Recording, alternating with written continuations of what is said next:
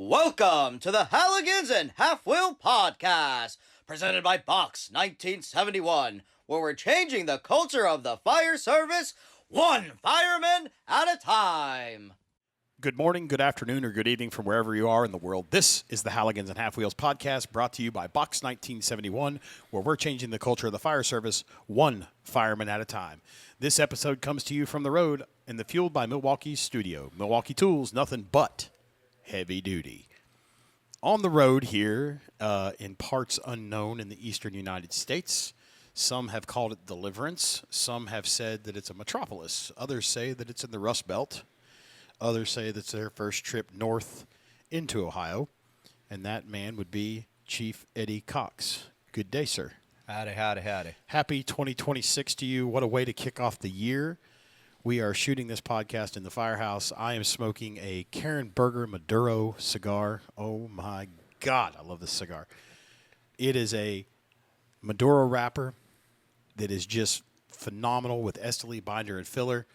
It is a great little smoke, great price point. I think it's about $15. What are you hitting on there? I'm hitting my old trusty rusty, my Let me guess. Dominica. Is that a double Lajero? A double Lajero. Jesus Christ. I'll tell you what. You can't hide money, boy. You can do a lot in life, but you can't hide money. I just choose to spend my money on things that are worth spending it on. That's fair. Well, Eddie, we've got two people with us that don't really sound like where they're supposed to be from. You know, they come from just north of Boston.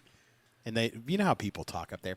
Boston. Yeah, Boston. Yeah, And Boston. Pack the car. Scully. Yeah. Go Sox. Go Bruins. How about the Celts and the Pats? The corner flush. Yeah, they don't talk like that. We've got Eddie with us, and let me describe to you that are listening what Eddie looks like. Eddie is about a strapping 260 pounds. He's built like a brick shit house. His hair looks something like a punk rock artist mixed with Joe Dirt. He has the most impressive Mississippi Mudphlap. He's smoking on a Monte Cristo cigar with Jack and Coke in his hand. Eddie, welcome. Thank you. How are you, man? Very good. Happy to be here. Yeah? Well, was, it beats jail.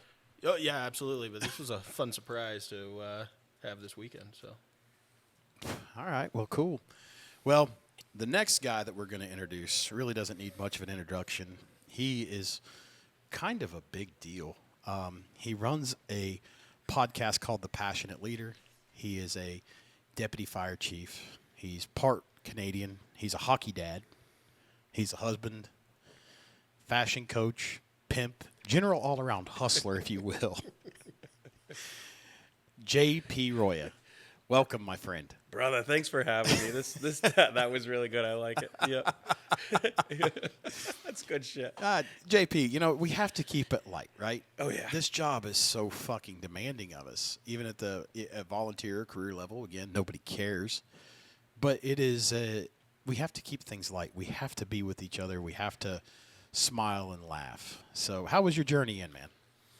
Dude, other than the fact that it was a really long 2-day swap or 2-day split, it's always good. Eddie and I had some good laughs on the way down. I heard you listened to Chief Riley's podcast and he fell asleep, woke up. So he did. I guess maybe he didn't think it was entertaining enough. It could have been that it was midnight that we were listening to it, but yeah, it was a good time. It was shot in the Hampton Inn. It was nice. I've heard those places are pretty nice. Did you stay in one? I did. How was it? It was about as comfortable as a Hampton Inn could be. Breakfast was fairly substantial. Did you guys use the 2 beds or just stay in the one? Oh, We had to put our clothes somewhere, so we had to share a bed. secrets. What stays or what happens in a hotel stays in a hotel. But Well, who was Big Spoon? That's all I want to know. So being that we're about the same size, it's actually kind of nice. We can swap roles. It's nice. Nice. reversal. Take that, Eddie. I've been looking forward to this. You didn't have a reverse Uno card. JP, I'm going to tell you what. If Shawnee never wants to have you around, you got a home in North Carolina. Brother, This I drink that appreciate I'm drinking is Crown Peach with lemonade. We've got a picture of it for me and you. Brother, for a long time coming, cheers, man. This Hey, man, is thank you so this much. has been great. Yeah, brother. I just can't thank you enough for being here. What we want to do is, this is a totally unscripted podcast. We just sit down, smoke cigars, talk in the firehouse like it should be. And what we want to do is we'll start with Eddie. Eddie, man, where do you come from in the world? Born and raised in Brookline, New Hampshire. So I Live free or die, baby. I take that to heart, honestly. I like that. No, I got involved with the town at the ripe age of 19 years and 1 week. Was elected to, well, we call it the select board up in New Hampshire, but it's the city council, town council, the governing body of the town. So I was. Whoa, pause. You didn't know this, did you? Whoa. Did you look like you look now? No. See, He got off probation and let it grow. no, this game, this was a transformation that took place during COVID. Holy shit. When I was, How old are you? I'm 27. And you're on a town council? Yeah, no, I'm the chair. Shut the fuck up. No, it's no word of a lie, brother. Yep. So you're the guy that like makes the decision, raps the gavel? Yeah, well, no gavel, but You yeah. need to get a gavel in your life, bro. I should. You know what? Consider it done. Oh boy, I'll show you something that'll blow your mind. I don't doubt it. Yeah. My mind has been pretty blown already this week. Yeah. Yeah. Well, you just wait. It's going to be a great weekend together. I'm sure it is. It is a phenomenal time.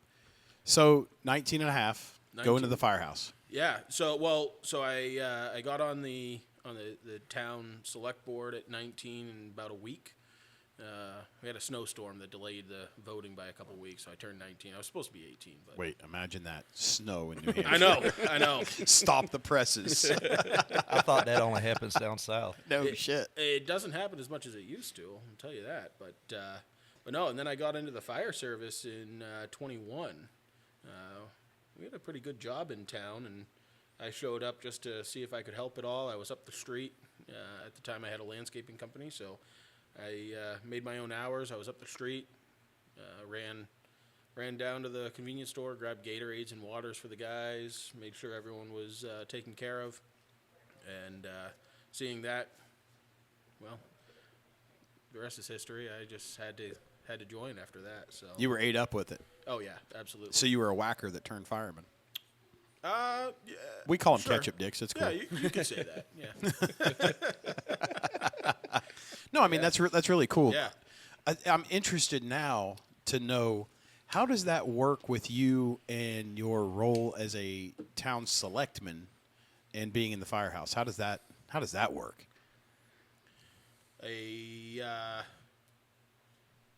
There's definitely a constant feeling of eyes being on you. Okay. People expecting more, people being quiet around you. No shit. Can happen. Absolutely. We definitely one of the boys, but there's definitely a feeling of, hey, the boss is in the room to an extent. Sure.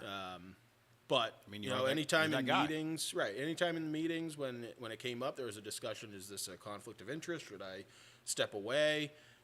Very few circumstances that came up. In our town, we have this. We have a separate elected board that oversees the fire department, so there is a separation of power there. Okay. Okay. That's good to know. It's Could fucked be better. up. Thank you. I'm It's a glad fucked up someone agrees with situation. me. It's it's something that I wish would change Okay. very strongly. So is there like a fire commissioner that oversees your fire department? So there's a 3-member board called the Board of Fire Wards. They oversee the fire chief, and then there's this massive gray area of who oversees the operations, who oversees the budget, who oversees the facility and the equipment. We have a full-time chief, and she has direct supervision, but she answers to a board of fire wards that does not control the budget for that department. That still lies with the select board, the governing body of the town. Wow. So it is wildly confusing at times, and it really creates these situations where there's a lack of communication between two boards, but Dysfunction. yeah, it is just dysfunction, and it's really not intentional on either party.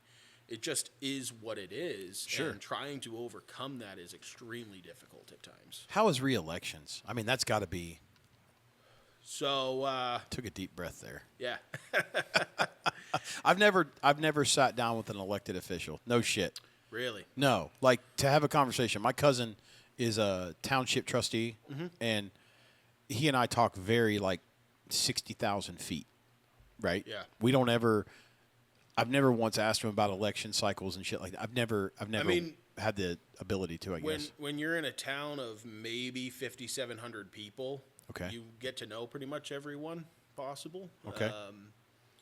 So elections is honestly it's a pretty fun time because you get to see everyone in town. You know, people that you haven't seen in a couple of years or whatever. You Right. get to see them at elections. I'm elected to 3-year terms on the select board, so I've been reelected twice. Which is crazy to me. Not even knowing you that well. That's crazy.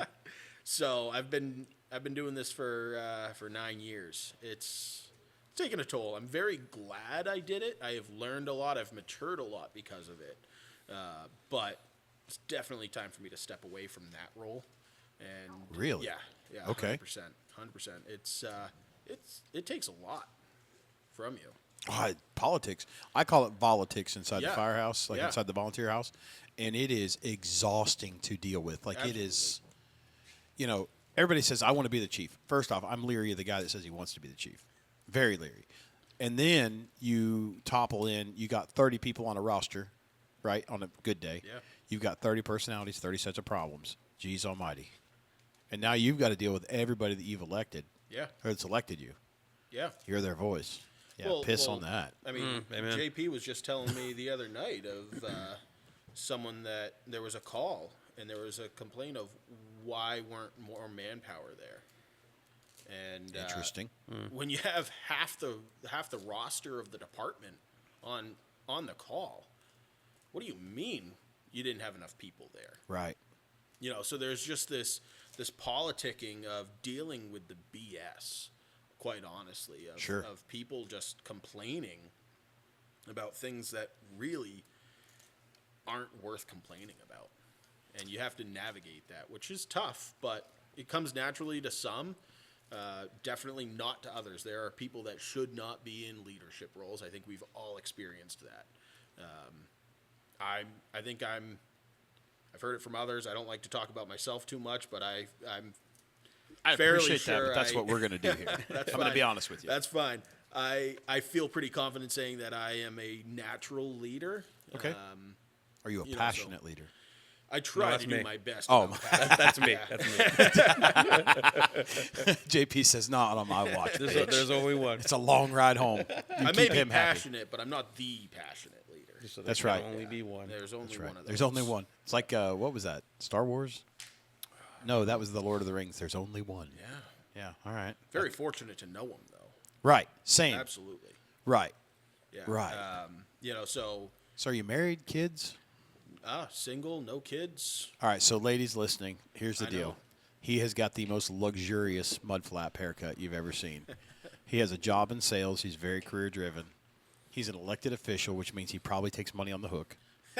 He's from the East Coast. So if we have anybody reach out to us training at Box 1971, we'll make sure that Eddie from Brookline, New Hampshire gets that, and we can maybe Christian mingle this thing up for you Yeah. at farmersonly.com Absolutely.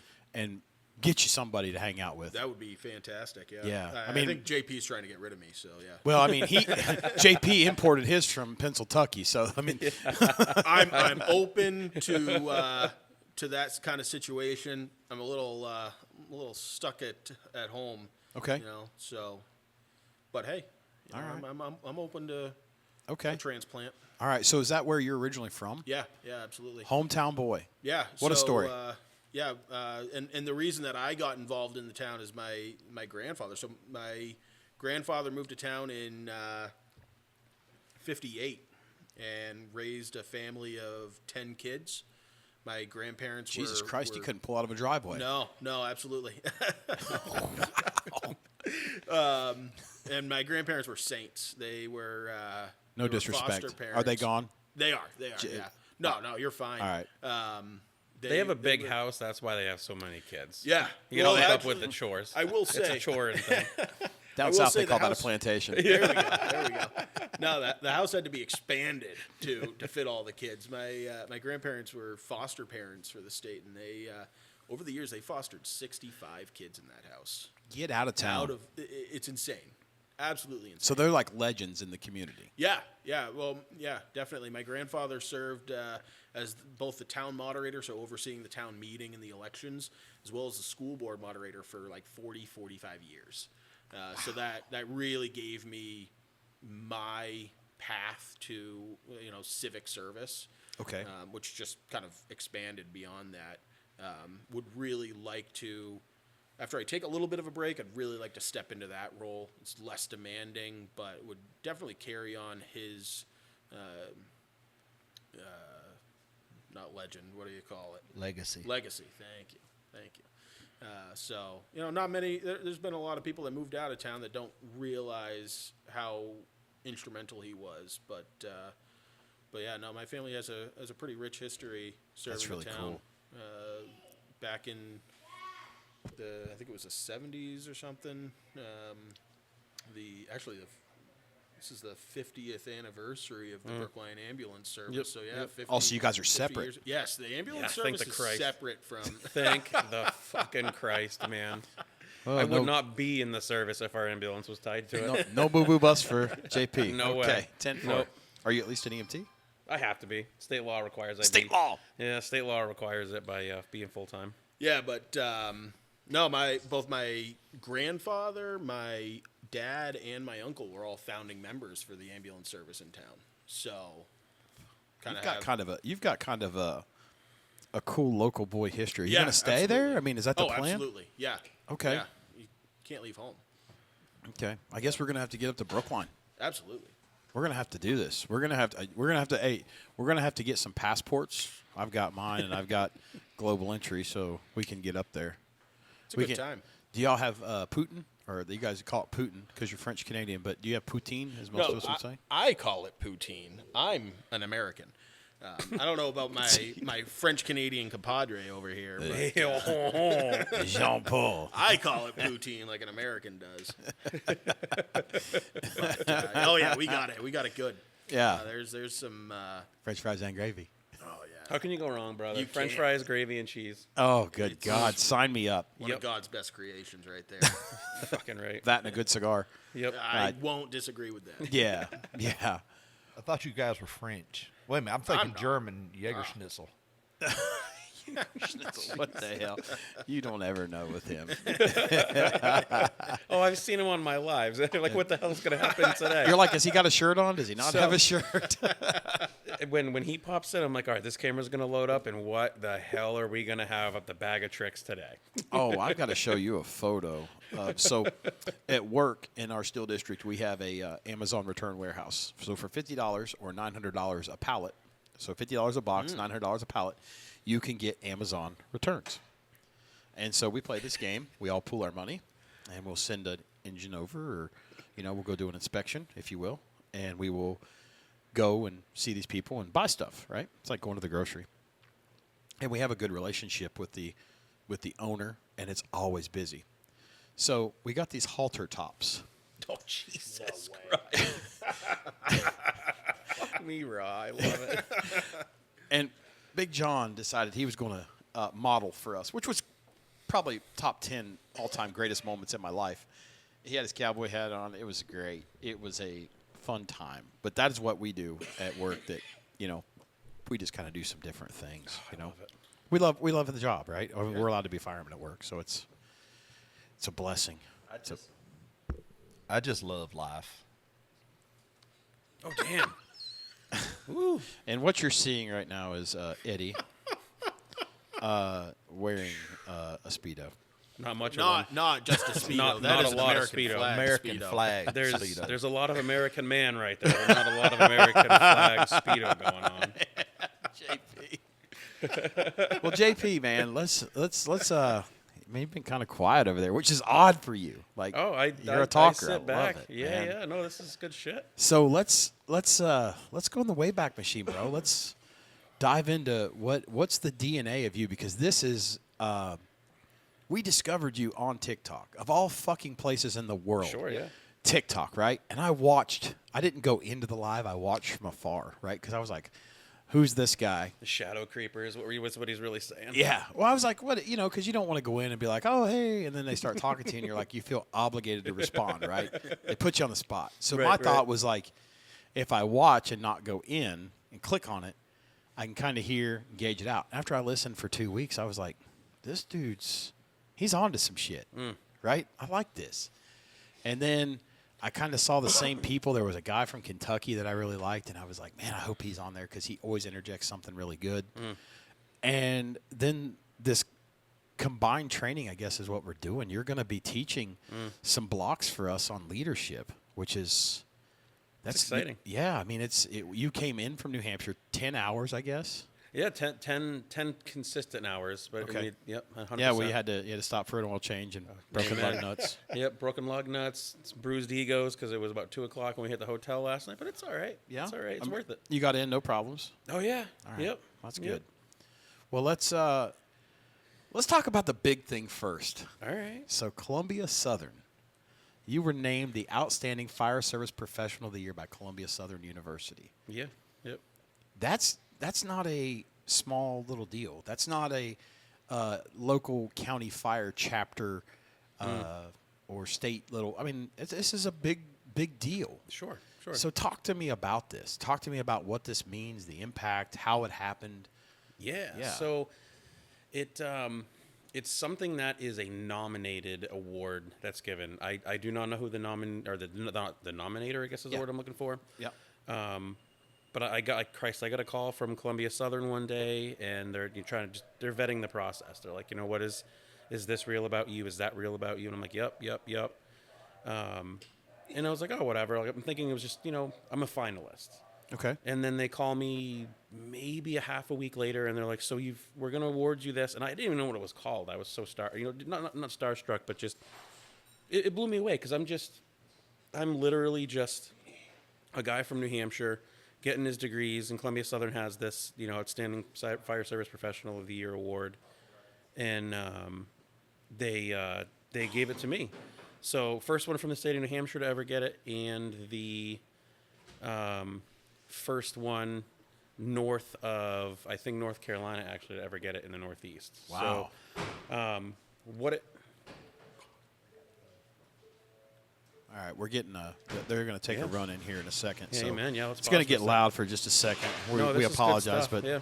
we're not going to. We're just going to keep doing what we're doing, and they're going to take their run in. I think they've got a smoke in a building, if I heard correctly. Okay. All right. Yeah. Which is fine. We'll just keep digging. Hopefully, they don't crack the siren, because that'll be ear piercing to everyone. Oh yeah. Yeah. I don't know who's on the rig.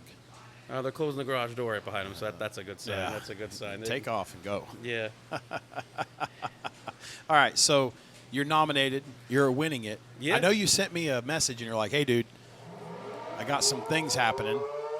What's going on? That's the big bell. Oh, I love it. So it must be something. Smoke in a house has got to be fire, right? Yeah, that's what I'm thinking. Yeah, we'll keep digging. Why not? Yeah. Yeah, that's good stuff. yeah. Go get them, brothers. Yeah, go get it. We'll sit right here. We'll be there. We'll buff the shit out of that thing. We'll get my cameras. We'll go get this shit. We'll hop an old silver and we'll go.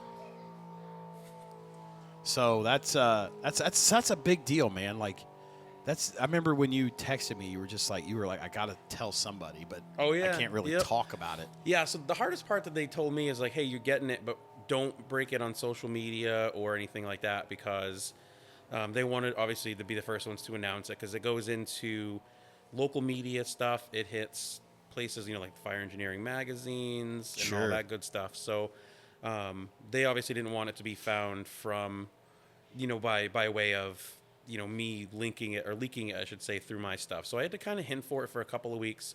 And truthfully, I didn't know they even released it until one day. I just sort of was like, oh, I wonder if they've, I was showing my mom, because we went to go visit her for her birthday around Halloween.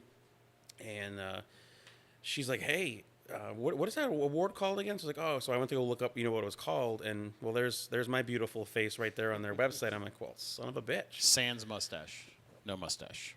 no mustache." Yeah, no mustache. Yeah, but it it's was- looking good today, bud. It's coming. It's Beautiful looking new good. addition. The lip sweater is coming in. It's settling nicely. I think it's going to stay. It might. It might. I know one of the guys that was going to come down with us actually looked at me the night in training and said, "You should keep it." And I'm like, "All right." Let that thing go wild. Just let it be.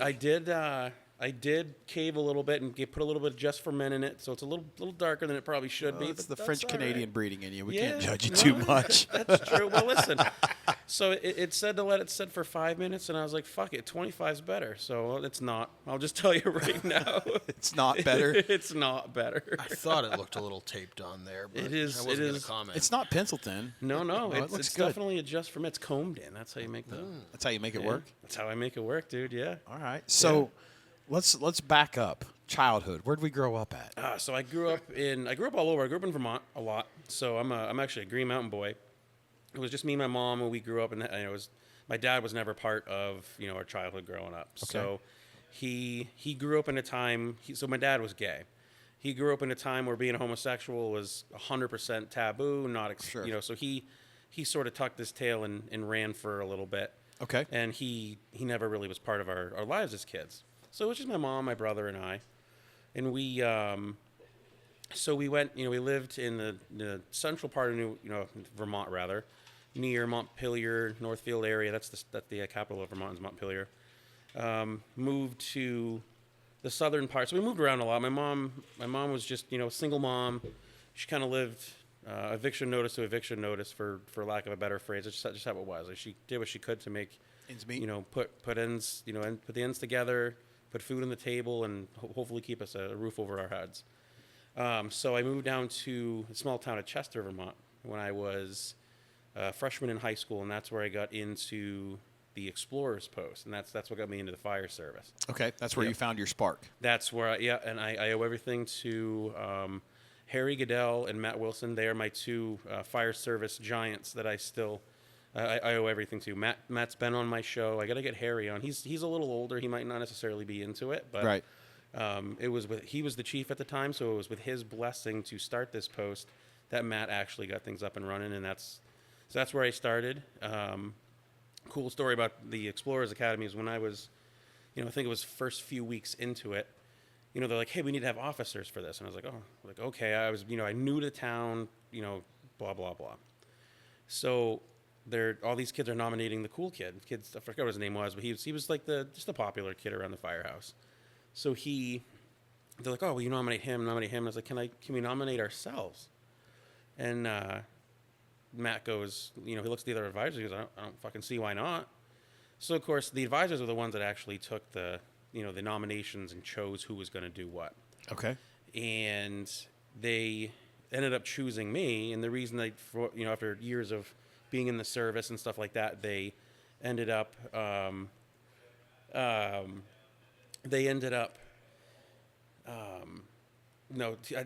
to him after. He looks at me and he goes, "Do you know the reason why we chose you to be the captain?" And I was like, "No, dude, I have no idea." And he goes, "Because you're the only one with balls big enough to nominate yourself to do it." Fuck yeah, right. So I love the guy. I owe, like I said, him. He's my fire service giant, Harry. And actually, who really got me the spark sort of started was Harry's wife was my 6th grade teacher. So she brought him in for fire prevention week, I think 5th grade. Okay. And it sort of sat there. I moved out of town for a little bit, moved back, and they're like, "Yeah, we're starting this Fire Explorers Post." And I was like, "I don't know what this is, but I need to do something than just play video games all day." And dude, that's how it went. Got to push pause. Hey. Favorite video game growing up? Oh, favorite video game growing up. I liked a lot of Driver games. So like Driver was a good one. I played sports games a lot. So I have the attention span of a fucking gnat. So I can't do like the first person shooters because I'll play for like a week and then I Right. forget what I'm playing. Not me. So I can't go back. PUBG is my guilty pleasure in life. Okay. I love that game. Come on, how about Need for Speed? Oh, Need for Speed was good. My was a favorite good was one. Paperboy on original Nintendo. Oh yeah, dude, brother, I love it. How about so I remember when GTA came out and the first rendition. The cool thing was you could fart in the street, and I remember that, dude. That was highlight of my childhood. But then, so we used to play. I mean, I remember my one of my best friends growing up, his name's Austin. We used to play video games all the friggin' time. Like Friday nights was like a video game, matinee or a marathon rather. And he, I remember we were playing one night, and all of a sudden he's like, "Boy, the moon's really fucking bright today." And I look at the clock, and I'm like, "Dude, it's 6 a.m. We never went to fucking bed." Holy cow! Lost all track of time. Oh, dude, it was so funny. But yeah, so that's what we did a lot. Yeah, so those were my favorite games. So long story short, moved. Chester, I served until I turned 18, 19. I went to school for a little bit. I wanted to be a meteorologist, and then I realized there's a lot of fucking math with that. So they brought me in as a liberal arts major, and like, yeah, we'll get your math scores where they need to be, blah, fucking blah. And I sat down with the advisor, and like, yeah, we're looking at like at least an additional 4 semesters to get you where you want to be. And I'm like, wait, so like, I know I suck at math, but 4 and 4 is 8. And they're like, yeah, at least that's roughly what we'll get you for your meteorology. And I'm like, dude, fuck that shit. So I was like 18. I'm like, I don't need this to do whatever. And I regret not getting a degree in something when I was younger, but I mean, here I am knocking it out through CSU. But yeah, so we moved. I met my first wife, and I started on the Center Harbor Fire Department. That's really kind of where I learned how shitty the fire service can really be for some people. I got real lucky in Vermont, Harry and Matt really did a good job isolating the kids, I think, from the internal drama and stuff like that. But Sure. as you get older, so Center Harbor, New Hampshire, it was about as incestual as you could get it. And so there was the fire chief. The fire chief's one brother-in-law was the assistant. His wife was the first captain. His Nothing other like nepotism. his other brother, his other brother-in-law being the wife's other brother, was the second captain. The first lieutenant was a cousin, and then the only one of the officers that was not was our second lieutenant was the only non-fire member or family member of the fire department. Chief Eddie, do you know what show just popped into my mind? Newhart. This is my brother Daryl. My other brother Daryl.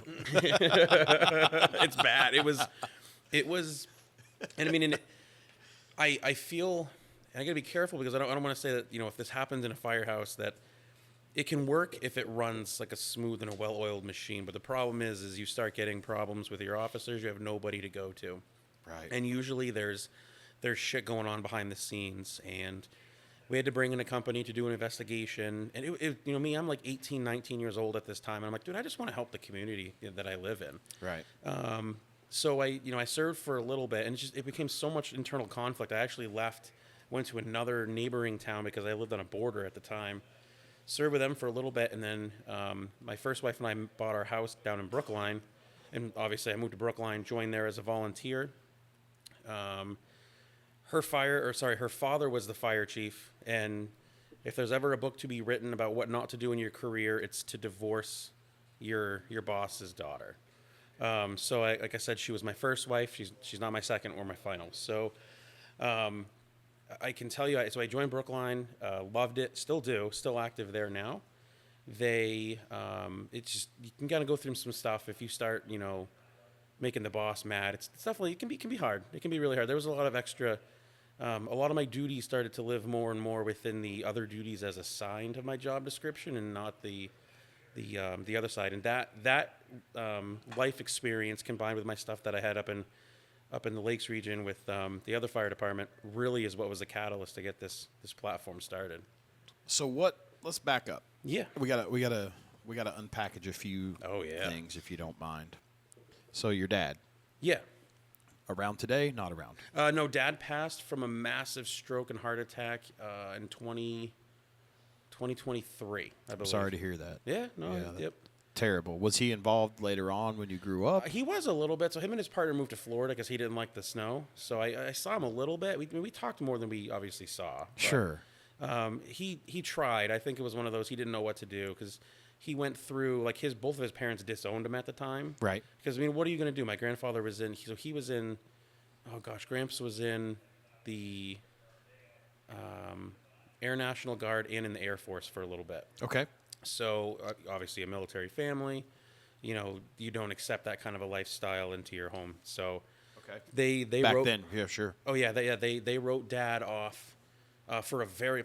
It was partly because of his lifestyle choice, but more because they were upset that the perceived notion of leaving mom high and dry and not, being there to raise the boys that he helped create type thing. So they, I forget. I think Dad said it was like, gosh, 5 or so years that they didn't. He had no communication with his own parents for a little bit because they didn't know how to address having a son who was gay. So, Eddie, I know why they were late. Why? They caught a fire yesterday. Engine 3 went. yeah. Is that why you were late, JP? Oh, us? No. Oh, you're looking up us? No. What did we catch yesterday? Mutual aid to Mason. Campbell Mill Road, bro. Oh, yeah. So no, that would be a mutual aid town that Hollis. has. So yeah, Hollis covered for us, and no, we went mutual aid to Mason. It's neighboring town, fire near the border. So we went, I believe, on a first alarm for them. I believe our crews were second due on scene to that building fire, so the boys were able to. Oh, they got to work. go in and they were able to kick the fire's ass because it didn't extend to the house. It started, I think, in a garage. So. Yeah, they got. Speaking of garage fires, yeah, that'll be fun Sunday. Hell yeah, brother. Well, that's interesting. So you say you have a brother. I do. Yep. How old is he? He is 36, I believe. Yep. Okay. He was born in '88. So Okay. back to the whole math thing. Yeah, that's cool. I won't. You know what? You don't have your math glasses on, so I won't ask you to math in public. So you have a brother. Is mom still around? Yeah, mom still. She lives up in Vermont. She's living in all by herself. She likes it. She's Okay. good. Retired, working still. No, she's retired. Good Yep. for her. Yep. Good for her. Yep. She likes to hang out and do diamond art and hang out with her birds and feed the fish and stuff. So. What is diamond art? Thank you for asking that. So. I'm stumped. No. It's like you take these pictures and you put like these little round colored balls on them that stick to make it's like paint So by number. bedazzling. You bedazzle a picture is basically what you do. Yeah, mom bedazzles. But You've not never her heard of pictures. bedazzling? No, you're not putting it on a jean jacket, bro. You're putting some art on the wall. I guess. Are you judging his mom for making art? Absolutely not. She is Felt a little judgy, very like a church sweet. bitch. I felt it. I felt it. Wait, did you just say my mom is sweet? I beg to differ. What? Mom can be an absolute menace. Well, I mean, listen, you get one version of me if you treat me one way. You get another version of me if you treat me another way. Not everyone's the same. I think that's fair. In defense of mom, she earned that. Oh, she did. There are They- days. Yep. Amen, brother. There's days I will call and be like, Mom, you're not going to believe what these fucking kids are doing. She's like, oh, my God, I remember this one time that you did blah, blah, blah. And I'm like, oh, God. You're like, bullshit. Why do you have such a good memory? Yeah, I'm like, fuck, man. I will say I've met her once. She was very nice when I met her. Yeah. She might have been putting on a show for me. I don't No. know. No, you didn't treat her like a shitty teenager. That's Yeah, fair. I really- That's yeah. fair. You treated her like a respectful young man should. Absolutely. Yeah, I did put mom through hell. Yeah, mom actually, I do owe her thanks because she actually had to be one of the advisors for the Explorer Post. Okay. Because we needed so many parents advisors, and it was perfect because she could play like not only the female parent but also just the parent role. So it worked out really well. So without her, I do owe a ton of gratitude to mom because she was able to tote my ass around to calls and stuff like that. That's So- cool as shit. Oh yeah, mom was in it. Yep. That's good. So you had a marriage that didn't end well. Oh yeah. Right. Did they ever? I don't think unless somebody dies while married. That's probably the only time. Yeah, I don't know. My mom's still pretty tore up about my dad. It's been a couple of years. Like they just had their anniversary, and it was pretty rough on her. Yeah. So I definitely think that some people are meant to be together, right? And that's okay. And then other people are probably better apart. But you got a couple youngins, is that right? Yeah. So I have Gavin and Aubrey. Gavin is 16, so he's driving now. So it's great because he's a hockey kid. So Can he fight? He was actually, I don't know how he didn't get suspended for a game, but That's what I'm talking about. we're at the end of a game and these two kids like throwing haymakers at each other. And Shawnee goes, look at the number on the back of that kid's jersey. And he spins around just in time, and I see a 26 and a Roy A above it. And I was like, that is my fucking boy right there. This kid, they got got the into, like, tinfoil coach. dude, right? And and I asked him, I was like, well, what happened? Like, what led up to it? And it was one of those, there was like a little scrum in front of the net, and the kid was able to get his bare hands like up and in his mouth or something. So he took exception to it, and I was like, good, you lay that kid's ass right out. He won't do it next time. Yeah, he'll learn. Exactly. Yeah, this world's tough. Tougher if you're dumb. Yeah. Yeah. I get it wholeheartedly. Yeah, So, yeah. So you've got a young girl. Yeah, Aubrey. She that girl. She's got more of my gene as far as can have a conversation with a rock. So Into submission. yeah, pretty much. Yeah, she's into K-pop now. So I'm dealing with the. Don't know what that is. So it's Korean pop, and it's just. Oh, I'm out. Dude, brother, I wish I could be. That's I have to listen to the stuff that she plays. Thank God for a 28-year-old.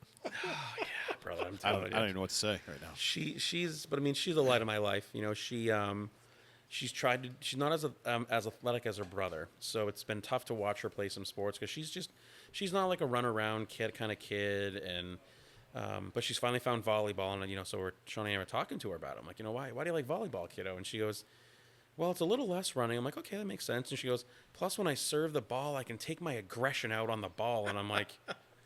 There it is. Now we have that a winner. sounds exactly like her. Oh yeah, 100%.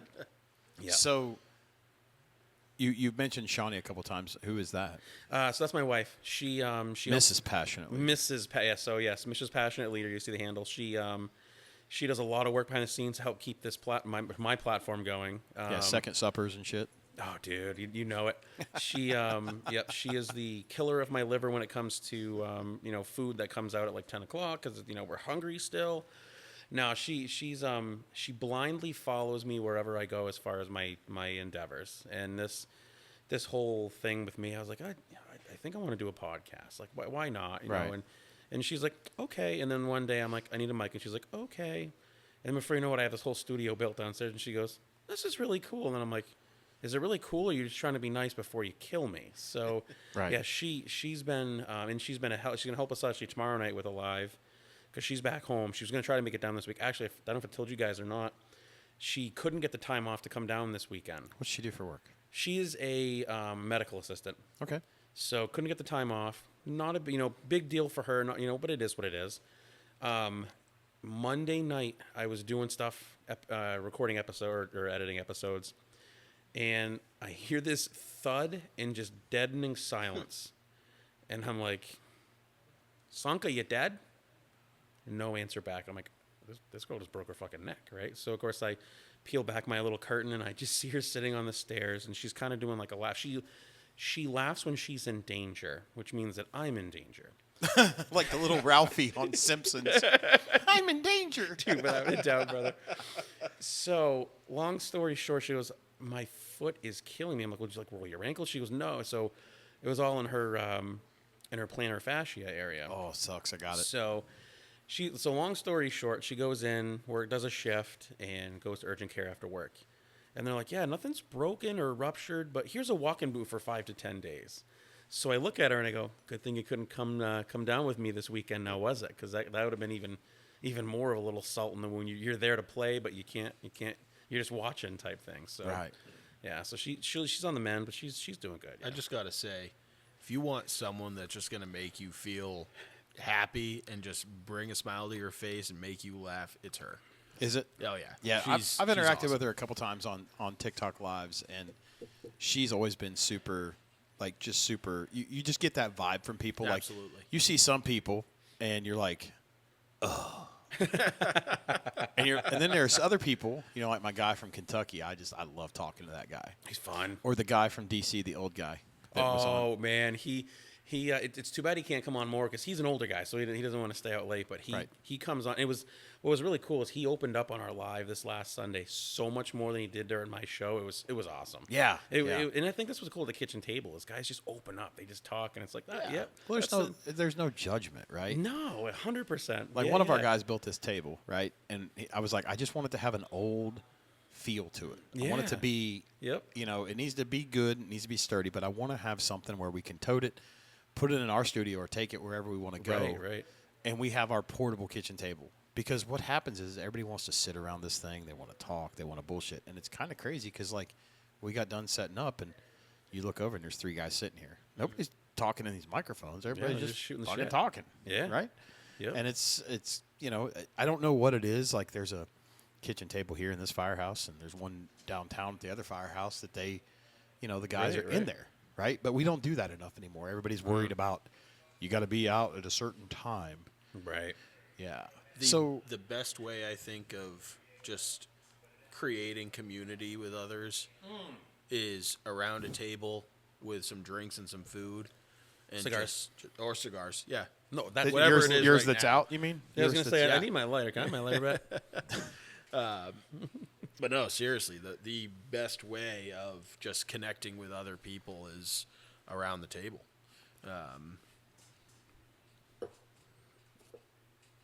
Yeah, that he needs an ashtray, bro. That's what he's asking for. Shit. We're Trying not. to be coy. We can run a fucking town, but we can't figure out sign language. Correct. I do not know how to read sign language. It's all gibberish to me. But no, like I was saying, I mean, some of my best memories with JP and with others is just going out to dinner, and it's not even about the food at that point. It's just hanging out with your buddies and having a good time. What did we have last night? Chicken tenders and French fries. That sounds fantastic. Nobody bitched. That It's sounds like awesome. tonight we're going to all go down for like a little social outing and take over an old family bar in the town that we're in. And the guy called one of our instructors. He's like, hey, all these firemen are coming into this bar. They're taking it over. It's a cash-only place. Okay, yep. One of the guys that's been helping us, he's like, now you realize that that's a cash-only place and there's no menu. And we're like, none of us care. He's like, well, don't you want to go somewhere good and eat? That is good. Like, I have memories of Larry Mosty, the guy that we're here doing the training weekend for. He and I, when I would slide through town, we would go down there and have a shitty cheeseburger. But they're good. You know?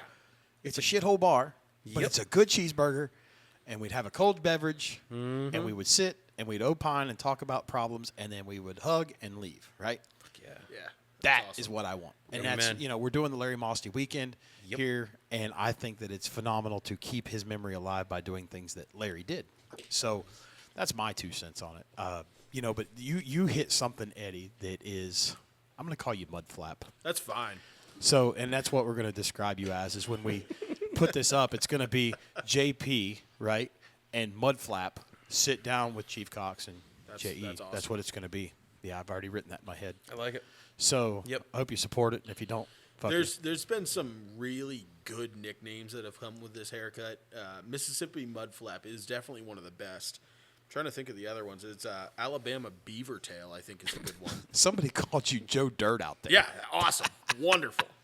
Don't try to church it up on me, boy. No. It's not deer tay, it's dirt. The only request I have is when you spell Mudphlap, it's PHLAP. Do it fancy because we're from Little Canada. Flap. I think we have the ability and technology to make that happen. Mudflap. Mudphlap. So, JP, you got to tell me, how did we end up? So, we've talked about on this business with Box 1971.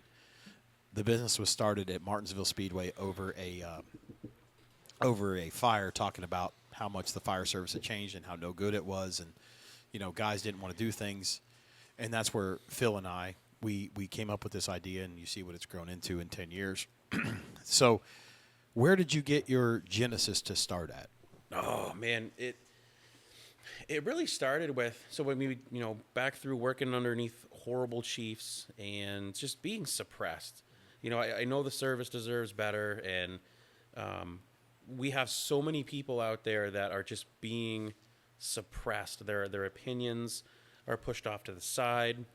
You sit in meetings and you're like, hey, what do you guys think about doing this, this, and this? And it's like, well, I think we should do this, but not this and this. And then before you know it, the consensus was we're going to do it, this way, and then it goes the other way. So it's like, why even, devaluate our opinions? Because that's how it's always been done. Because it's always been done. Amen, brother, right? Yeah, terrible statement. So it really boiled from working underneath that old head mentality, and I was like, this fucking service deserves better. So the Passionate Leader platform has been out for a couple of years on at least Facebook. Okay. But let's be real, Facebook is really where older people are. People 30s, 40s. I'm just saying. I'm on Facebook all the time, and I'm 27, so you're also running a town page. That's so fair. They elected official. Yeah, exactly. Someone's got to do it. Well, at least he's doing more than the people in D.C. Yeah, our town's never shut down. Take that. Take that, Senate. So, dude, it just started. Now, as far as the name, dude, I couldn't even begin to guess where the name came from. I just was like, I probably read it somewhere. It was like, to the effect of he's a leader who's passionate, or he's just a passionate individual about leading. I was like, boom, there's my name. I think it is really. Can I cut in? Yeah.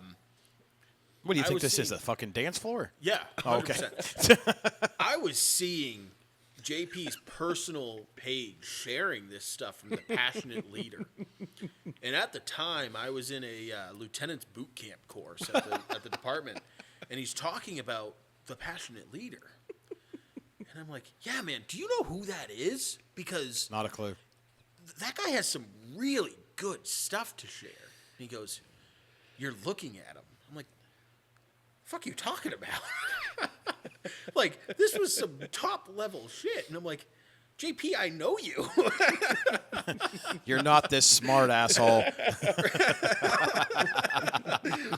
and then I'm like, no way. And I've just seen it blow up from that point. And it's so cool. It really, it's actually scary how, because somebody asked the other day, actually, it's our chief asked, she goes, where'd you meet, this guy? He says, like, through Facebook or through TikTok. And she's like, no way. And I'm like, yeah, it's just, the algorithm just was, good enough to set us, put our two missions together is really, so it's been so fun, and it's become something that I look, completely forward to every freaking Sunday. I'm like, all right, are we going to be on? It's like, damn. Now you text me at like 10 a.m. Yep. I'm like, Dick, if I'm off work, stop talking. Yeah. I love it, though. We were out to dinner one night. And, Oh my God, I think it was one of the first live that I really did, yeah, actually. it might have been, but we're sitting at the restaurant and the service was taking forever for some reason. But we're reaching, what is it, 8 o'clock that you go live? 8 It was o'clock. getting about 7:30, and we were half an hour away from home. Yeah, and I'm like, man, it's It's killing you. yeah. You wanted to get there. Yeah, he's like, we're gonna do this in the car. I'm like, no way you're doing. Who's the other guy that's always on there? Is it St. Clair, St. something? Oh, St. John. Jeff is... St. Jean.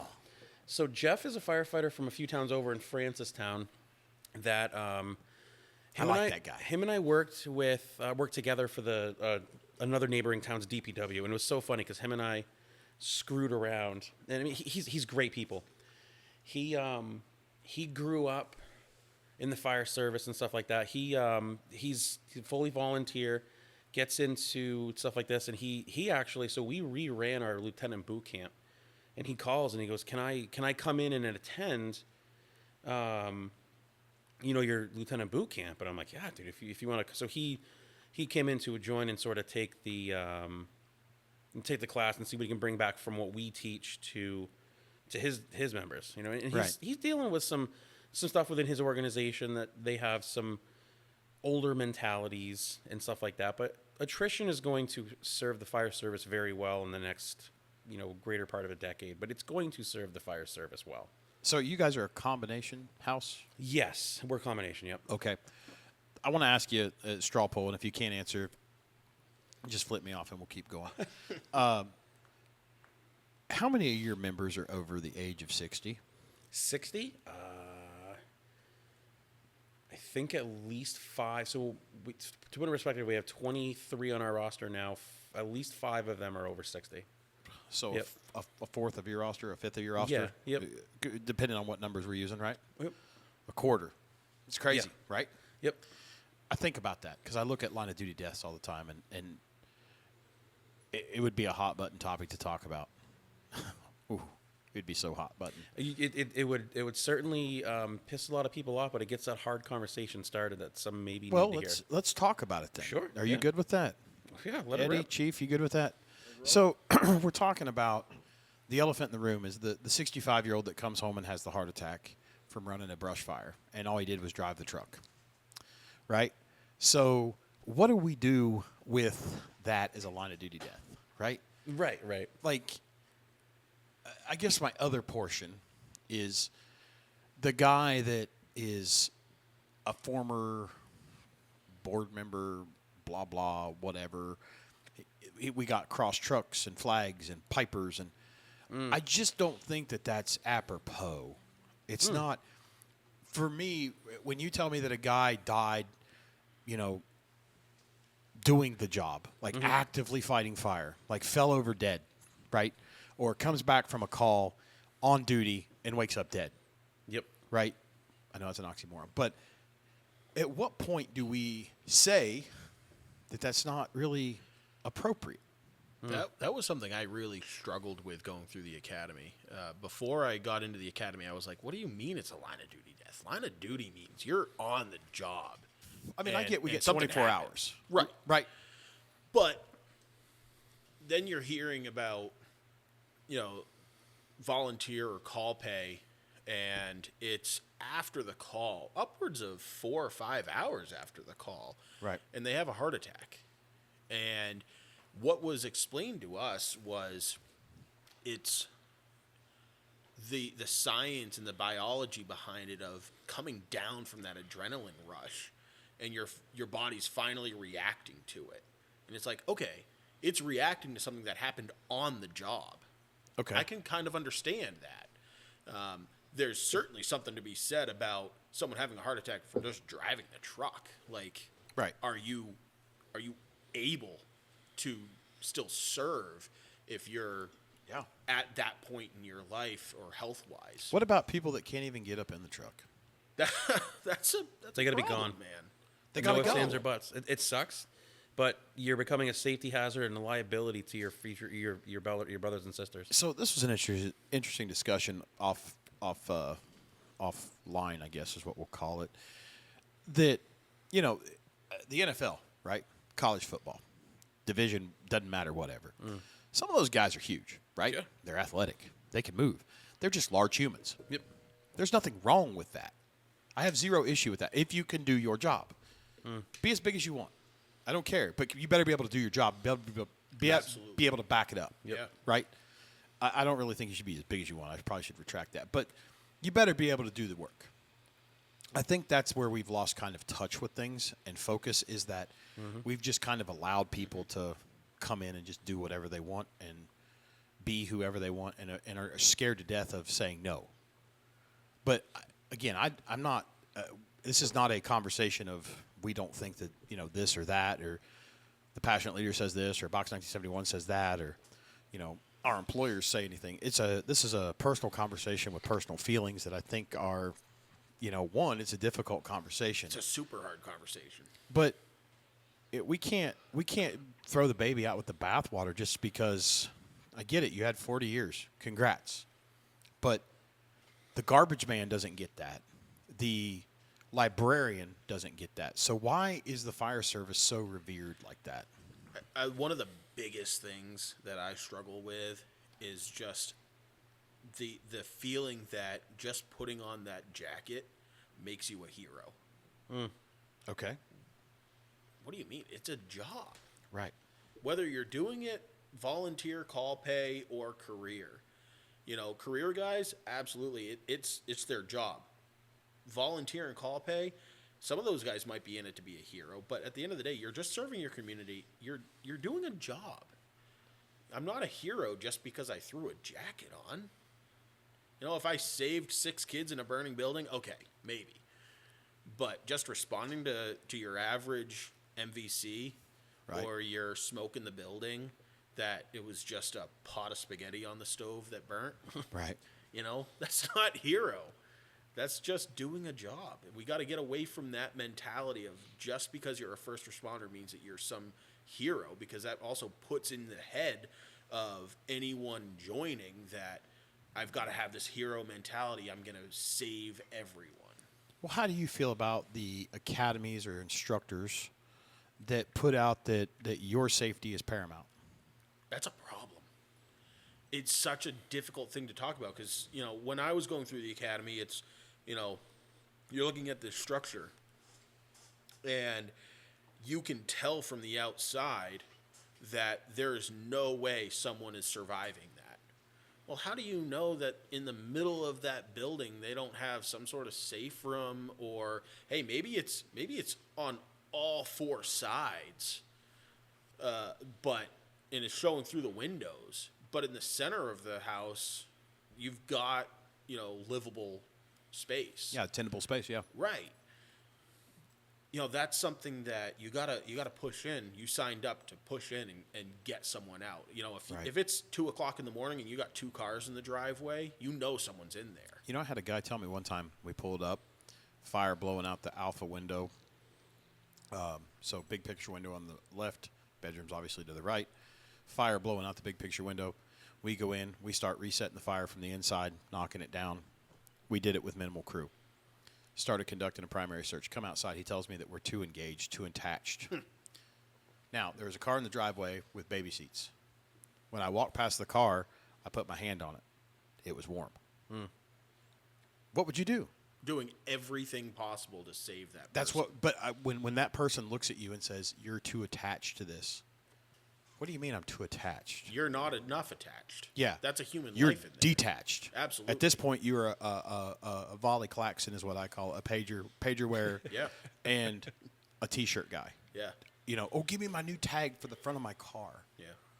Now, flip that. One of the scenarios given to us in the academy when I was going through was you show up, it's a Taco Bell. It's 3:00 in the morning. There's not a car in the parking lot. All the lights are off. Let it burn. Let it burn. What do you mean you're pushing into that thing? Yeah, they have insurance. At that point, right. At that point, Or firefighter- self-insured.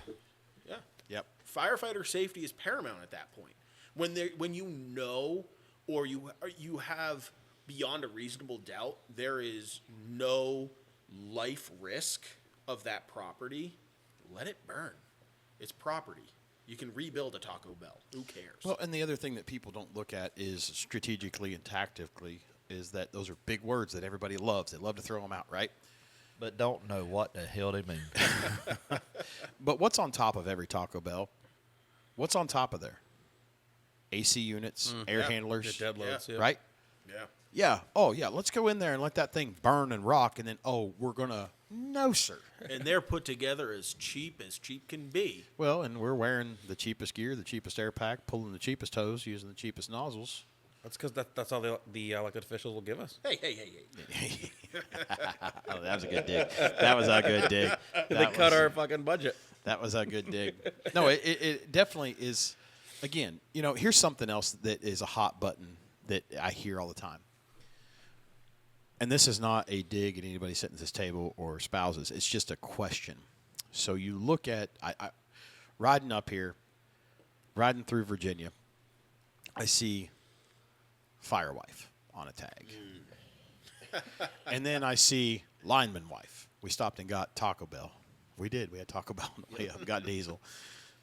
And then I saw another one that said horse mom. And then so my question is where do people take the identity, right? Do you see an attorney's wife saying attorney's wife? Do you see a doctor saying, or, like plumber's wife? I've seen that, a plumber's wife. Like, Yeah. what are we doing? There's a funny satire page I follow on Facebook called it's like the military wife or military spouse or something like that. And it's just making fun of people that are like, they're so involved in what their spouse or their son or their daughter does or mom or dad. And it's like, it's just bizarre. Do you think they take their identity, they don't use their identity, they take their partner, spouse, whatever it is, Yeah. the case may be, and use that as their identity? Absolutely. Oh, yeah. In some cases. Yeah. In some cases. In other cases, you've got fire wives, you've got fire moms, you've got fire kids that are serving another purpose, being in the fire association or the, there's a few other names for it, but, providing, food for the guys. Sure. Bring when you get back to the station, you've got a hot meal, you've got some beverages, whatever it is, or they're showing up with cases of water at the scene. Those are people that, they might be a fire wife. They might have a fire wife tag on their car or something like that. But No, I'm talking they're like providing went and they're got providing value. they went and got their actual fucking license plate. Yeah. Well, so Yeah, that's That's a whole new level of commitment. So that reminded me of Or nurse life. Something Oh, that's my like- favorite. That's my favorite. in my case, MA life. Yeah. No. So that reminded me of something I saw years ago. It was a license plate, an auxiliary tag on the front of a car, and I don't remember exactly what it said, but it was something to the effect of. So again, up in New Hampshire, select board, but think town council, city council kind of thing. The elected body in charge of the town, and it said select board fire department liaison. And I'm like, what the fuck do you need an auxiliary plate for? You're not responding lights and sirens to a call. You're showing up to talk to the chief to debrief and get an understanding of what's going on with that department. And me personally, I don't want to have my shit put out there. Like, I don't want that because No, it's a valid point. if I drive by, I don't want people going, well, that asshole. It's a very valid point when you're an elected official because I can't even go to the we call it a transfer station up where we are. It's same town thing. dump. Yeah. I can't walk in there without seeing 5 people that want to talk to me. Anywhere in town, I run into someone that knows me and wants to talk to me. I bet if you cut your hair, you'd blend back in. I might, but It's true. It's Yeah, we honestly, only have one this that is has a worth mullet. the risk. Yeah, that is not a mullet. That is luxurious. That is. I hope when you decide, if you ever decide to cut your hair, that you'll donate it to like Locks of Love or something. So I have 2 thoughts in mind. One is, Locks for Love or some other sort of organization that, the hair goes to kids with cancer or something Love it. like that. The second one has crossed my mind, and that is, I know one day I'm going to bald, and how glorious would it be if I had my own hair in a mullet wig to Jesus wear. Christ. Skull it. Skull it. You might be onto something. narcissistic fuck. That It's exactly. extremely selfish, but at the same time, you see this. Can you imagine me without it? No, not that I know you. How much would it That's take? fair. But I was offered $2,500 to shave my head, and I said no. Now that being said, we were also 26, he would have done it, no problem. $2,600 now $2,700 now $800. we were definitely very inebriated during the time of that offer, and I knew that it was empty-handed. But So what is the price though? Let's raise some funds here. Okay, let's talk about this. oh, hold on, we're going down a No. You knew the rules when you sat down, sir. Yeah, we were asked. Yeah, we were. You knew the rules. So, let's say if we could get $5,000 raised. What if we let's do this? What if we got $5,000 raised, and the first haircut went to Locks for Love, right? You grow it back because you're not going to go bald the next 2 years. That's a lot of hair to lose. This is 5 years. Could Okay. you imagine if This it is never 5 did grow years back though? growth. That'd be So, even but funnier. 5 years, you're going to be 30 something, and it's going to start falling out because that's just natural progression of life. Unfortunately. And then you've done 2 things. You've raised really good money for a good organization, and then you still have your hair, and you help some kid that doesn't have, or person that doesn't have hair because of their treatment. Think on it. Think on it. We'll revisit it. Yeah. That's a scary topic. We I- may No. need. We may Maybe need an a, online poll needs to come out. Well, and one thing to think about too is by the time that this, when this drops, Yep, January the 15th. yep, he will. He might have to sit at this at front of town meeting, bald as a baby's ass, Man. for $5K. I don't know if I can do it. Yeah, But what do you think it about is an that? iconic. Bald is beautiful, baby. Bald is Yeah. beautiful. Bald is you're, beautiful. You're bald everywhere From one else, end so to you might as another. well. Say it again. From one end to another. Only way. My dad's Ed as well, and he is Not bald. unfortunately he's not bald, but he's got a big old bald spot in the back, and I just know that I had a nightmare about that one night. That tells you how passionate I am about my hair. The passionate mullet. JP's passionate about fucking leadership. I'm passionate about my hair. I'm gonna have somebody make you a logo with the passionate The mullet. passionate You mullet. just hold your brakes. let's think on this. $5,000. That's a That's a good number, though. It You're like, is. think of the good that you're doing. For a great cause too. Yeah. But we could raise it to 10 grand. They I told me could 10 grand to donate shove my and mustache just- in it, but it didn't happen. Yeah, right. Exactly. We Now could. the politician's I would rather coming out in him. Yeah, here comes. Yeah, look at 'em. Here, let's walk it back. Somebody's been to politics the School of and Ethics. Sales and Yeah, sales. politics and sales. Now the auctioneer's coming in them too, right? I did think about going to auctioneering school. It just always sounded so fascinating to me. Old Down East Dicker in here. All right, I think 5001 might be good. fast, man. What are you talking about? You didn't know that they go to auctioneering school? They do. They go to auctioneering school. What do you to mean? learn how to talk fast. It's Really? incredible. You gotta watch videos about this shit. Are you serious? I'm serious. Dude, I go just- down some rabbit holes ju- online. I'll be honest with you. So when you saw say half talk of 'em fast, do you mean like $5 down, 10 down, 15 and 20, now 30 and 5, and $35 down 40, and now $45 down 50, now Speed 5 it and up. 55, 55, 60 now 70 now 5 and 75, 80 now 5 and 85, 95, 95 and 100. I think we just sold a mullets. Rather Just so we're clear, grand champion rookie auctioneer for the state of North Carolina.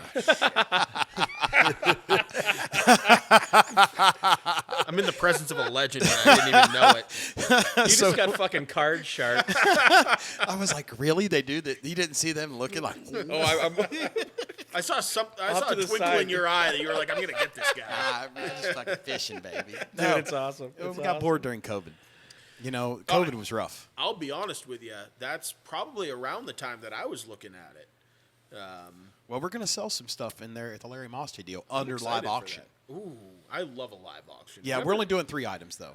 So- Three unique items unique to this. You want to talk about leadership and not accepting failure?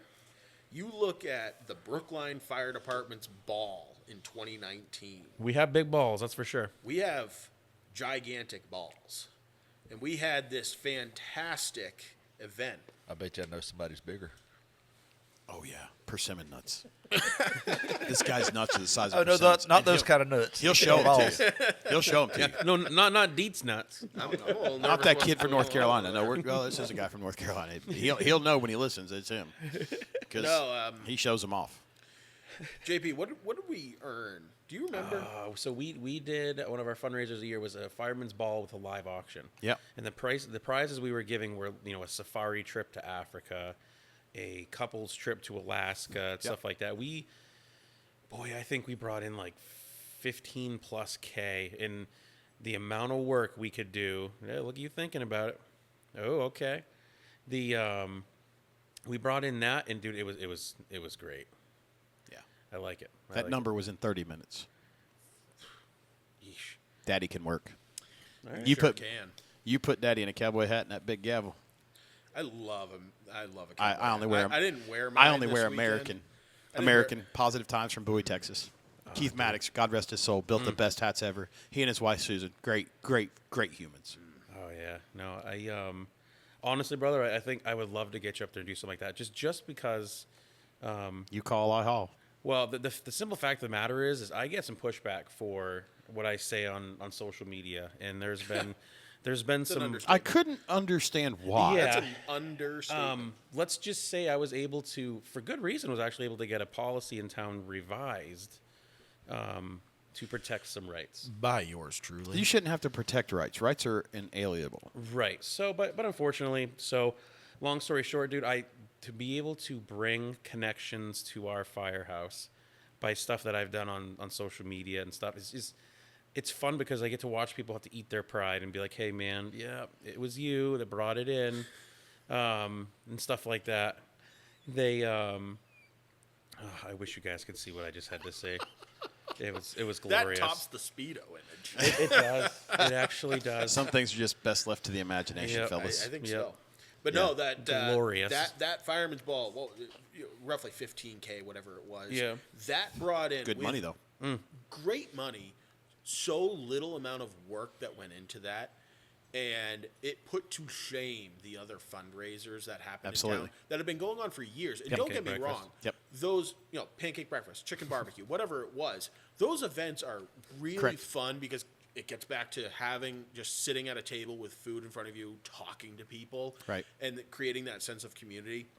awesome events, not great fundraisers, unfortunately, because they require a lot of work and they unfortunately don't bring a lot of money back into the association. But, Not a good ROI. right. But very worthwhile nonetheless, I think, because it gives you a consistent event that people expect. Now, networking. But, yeah, absolutely. But that ball, in less work, made 3-4 times the money. Yep. And you should have heard the rumors around of, we'll never see another ball, because it pissed off the people that put in all of that work and brought back maybe $3,000. It made it about the money and the work that put into it and the ego of the people that were doing it. And all of a sudden, it wasn't, look at this amazing thing that happened that is supporting not just the fire association, the funeral fund, the general fund, whatever. It's going back to the community that brought that money in. No, it was all about ego. So have you guys done one since? No, No. that was 2019. We obviously COVID really screwed Let's things dust up, but that we thing off. haven't done one since. Let's dust that off. Yeah, brother. We need to. So I will tell you,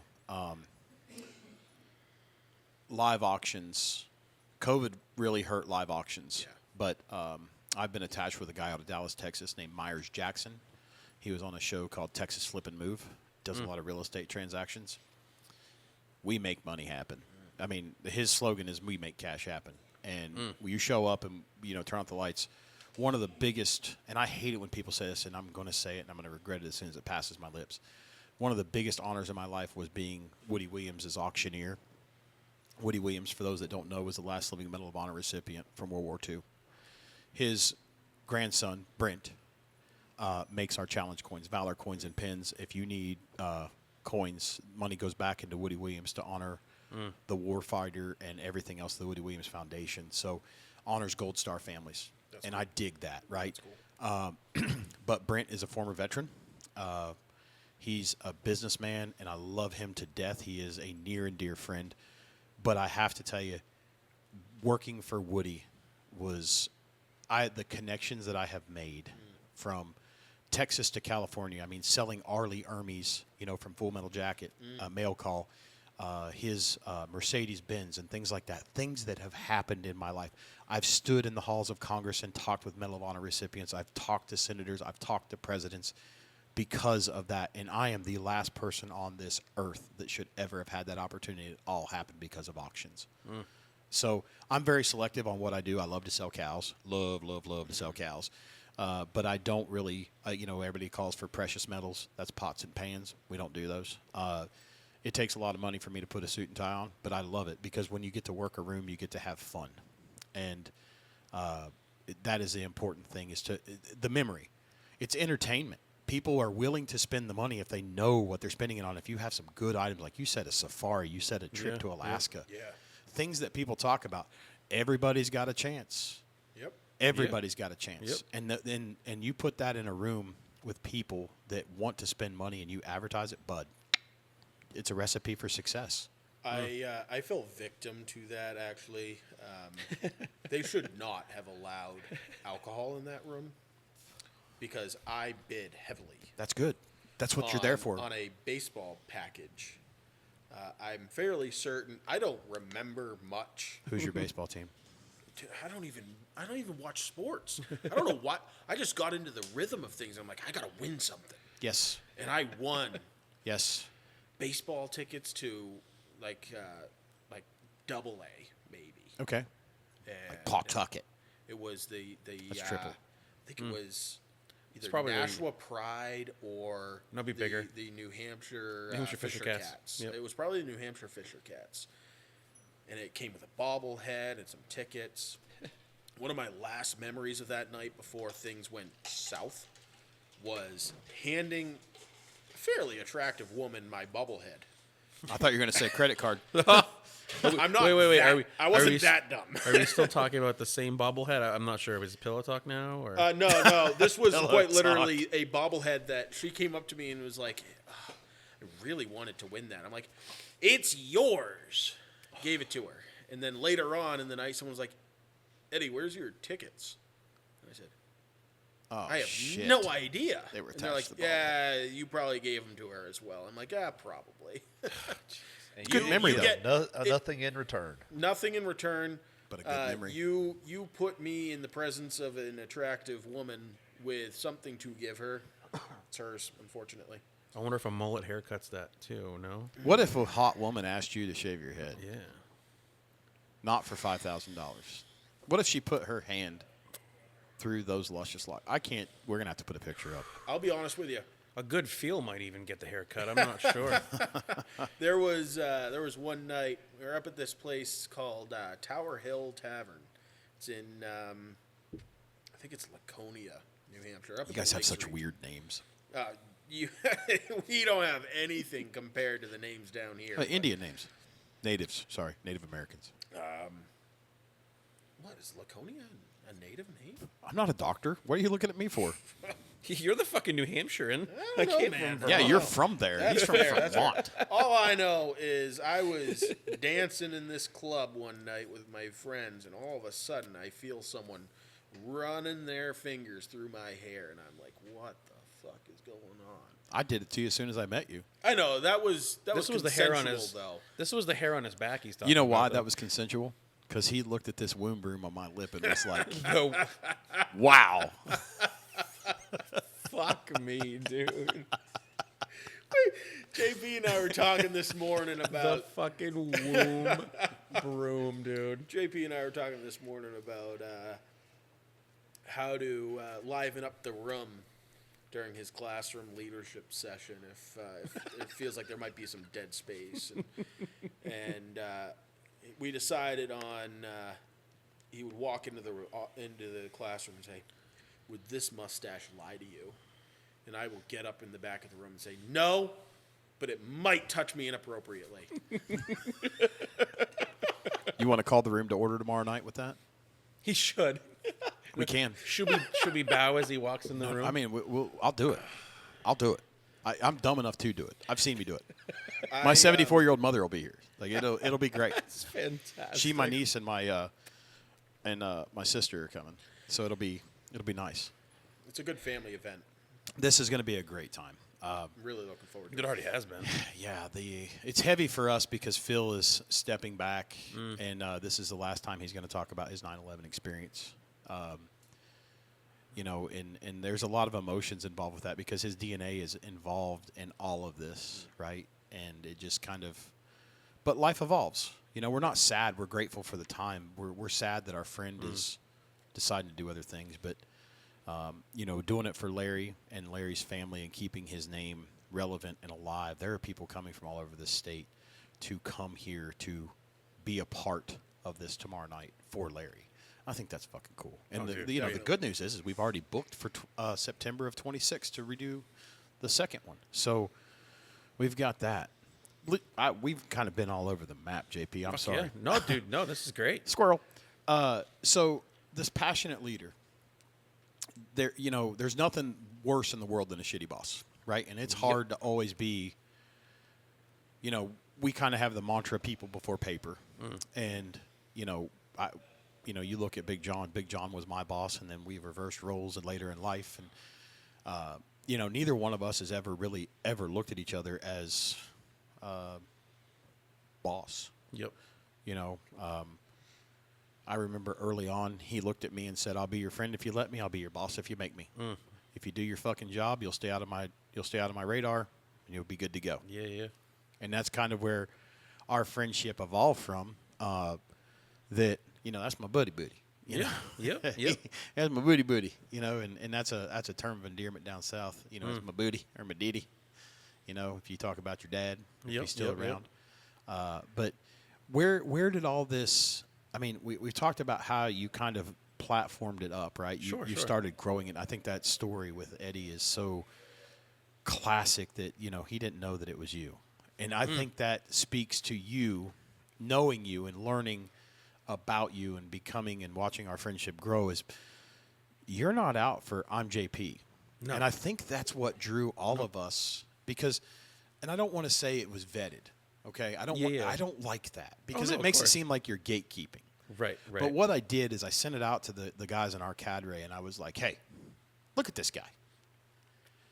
And you usually expect to hear one shitbag say something, even out of the best people in the world. Sure. And not one motherfucker had bad things to say. That's fucking awesome. And I was like, Yeah.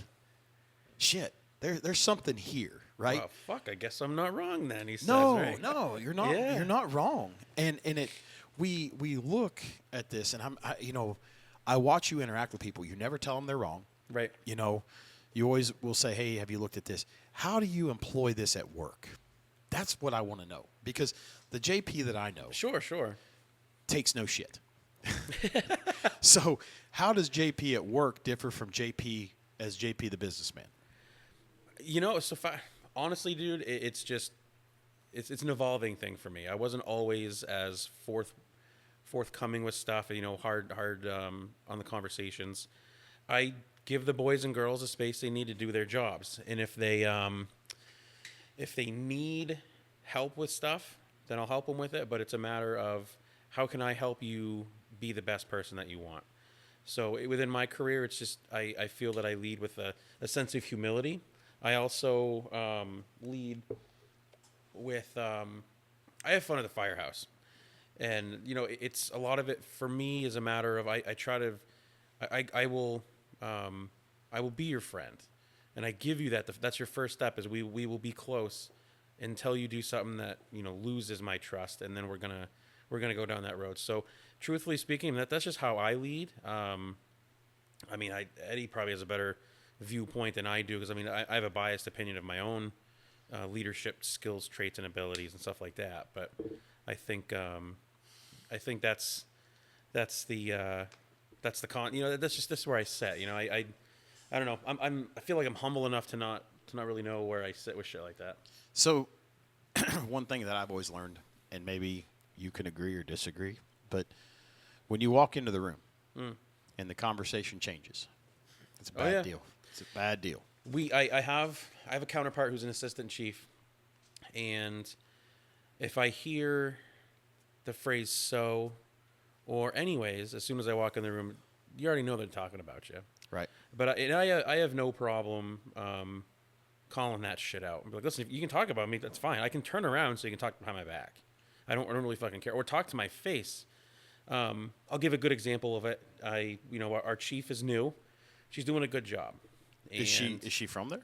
She is. She like Eddie is a lifer in town. She's been on our department, I think, 20 plus years. She has a couple more years total than I do, but all of that's with Brookline. She's really good at what she does, and we'll go back to our board for a little bit. We'll peel back this onion because I don't really give two fucking shits. So first off, real quick, are you a union member? We do not have union in town. Our police is union, but the being that we're two full timers deep. It's just myself and the chief, so there's no union representation. Okay. You still have rights though. Oh hell yeah! And actually through this chief, I learned that I had even more rights. So I'll be careful what no names will get dropped, but I don't really fucking care. This individual is also on our board of wards, and this is kind of where when Eddie was kind of talking around it, I kind of was like, it's a fucking stupid setup. So a way that our commission or our wards are set up is they are elected officials. The problem that we have right now is 2 are also active firefighters. So when we have administrative stuff to take care of, they're in charge of the chief. When we have a fire ground to take care of, she's in charge of them. That is a fucking slippery slope. Disaster. It is. It has 100% been for a is. while. Yeah. So Gotta go. and thankfully, so we're working to try to fix that. So this individual that's also a fellow chief with myself, he comes in when our chief is actually out on vacation that day, and he goes, "How's she doing?" And he must have just caught me at the right time, and I looked him square in the eye, and I said, "I don't know. You're her fucking boss. Why don't you ask her and not me?" Because all he was doing is try to strum up drama behind the scenes and seeing if I would rat her ass out. And I'll tell you flat out that even if I thought she was sucking, I'm not going to go tell her boss that she sucks. I'm going to tell her that I think she sucks. Ooh. That's just how. And thankfully, her and I have this relationship. That's good. Called being a man. Yeah, Or an adult. She is. And there have been a few times. I'll use an example. We had a call the other night for smoke in the building. We have, again, 23 members on our department. So after the hours of 4 p.m. and 8 a.m., in between 4 p.m. and 8 a.m. on weekdays, we are 100% staffed with our call members. We had a call for a furnace problem, smoke in the building, 5 a.m. on a Sunday morning. And we get 2 or 3 pieces on the road with 9 members. Just shy of 50% of our entire department shows up at 5 a.m. Now, to compound that a little bit farther, myself and Shawnee were out of town, so there's 2 members that aren't even statistically available to show up because we were up in Vermont celebrating my mom's birthday. Okay. We had a member who was on light to limited duty because he messed up his calf. Another one couldn't leave because he was on the ambulance, because we do have a few members that do both. They'll run the truck and the firehouse, but so he was on ambulance duty, so he's ineligible to go to the call. So now we start getting closer to stronger than 50%. So we sat in a meeting, and Chief stands up, and we get the guys. We really got to look at this, and we have another assistant chief who's like, yeah, guys, it's 5 a.m. on a Sunday. It's not like there's any soccer games or this, so there's really no excuse. So he's playing that shame game, So of course I'm like, well, how many guys showed up? And we start doing the math, and I'm like, okay, so 9. And I'm like, you got 47% of your department to show up from a volunteer department. I thought you sucked at math. I was quick at, again, dude, a blind squirrel finds the acorn every so often. You know what I just had visions of? The movie Old School, when he was like, oh. Yeah. So I, and it was funny because as soon as it happened, our chief even, she acknowledged that. She's like, maybe I went a little too, because she was kind of bombarded with this information, minutes before our meeting. So I went into her office and I said, that was kind of fucking horseshit what you did last night. I said, that was very much how our previous chief used to be. Plays the game of, guys, you can do better. The shame game doesn't work in the fire service anymore, because all you're going to do is make people like, you know what, I'm giving you everything I can. I'm just going to fucking bounce.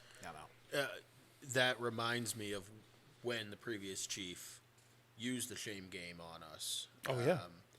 I don't remember what the call was. I think it might have been a CO call, middle of the night.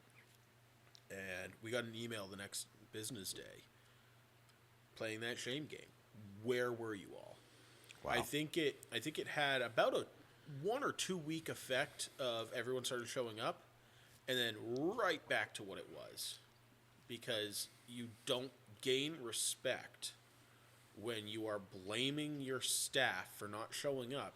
And let's be honest, if they're not showing up, there's a reason for it. You can't legislate respect.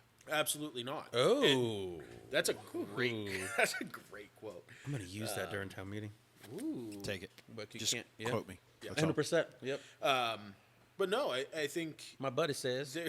My buddy. My buddy there's there's either a valid, physical, or there's a reason they're not showing up. It could be physical ailment, like you had talked about, or it could be they're out of town, whatever. Other commitments, or it could be I have no respect for the person in charge that is now shaming me for not showing up. And I didn't show up because I didn't have any respect for him. So now I have even less. Why am I here? Oh, yeah. Why am I here? No, and it's funny because I catch a lot of flack because what I do put out is, by and large, is stuff that I've either lived, seen, or heard members suffer from. They keep feeding you material. It's awesome. It's actually fun. And the biggest thing is, it's, the direct quote that I've been given is, you need to get him to stop because he's talking about us. Well, did you mention them specifically? No, never do. Never mentioned any names. Nope. Never any agencies. His Obviously, dogs hollered. Okay, so hold on. Let's Yep. back up. Let's unpackage this just a quick second. We've never named anybody. We never talked specifics. So it's kind of like HIPAA. We can kind of talk about the event. We can't give any identifying features. Yep. Name, date of birth, workplace, et cetera, et cetera. Okay, fine. So you're telling me your toes are stepped on? 100%. Pick them up off the fucking floor. You won't get them stepped Yeah, on. man, brother. Yep. This is not the government.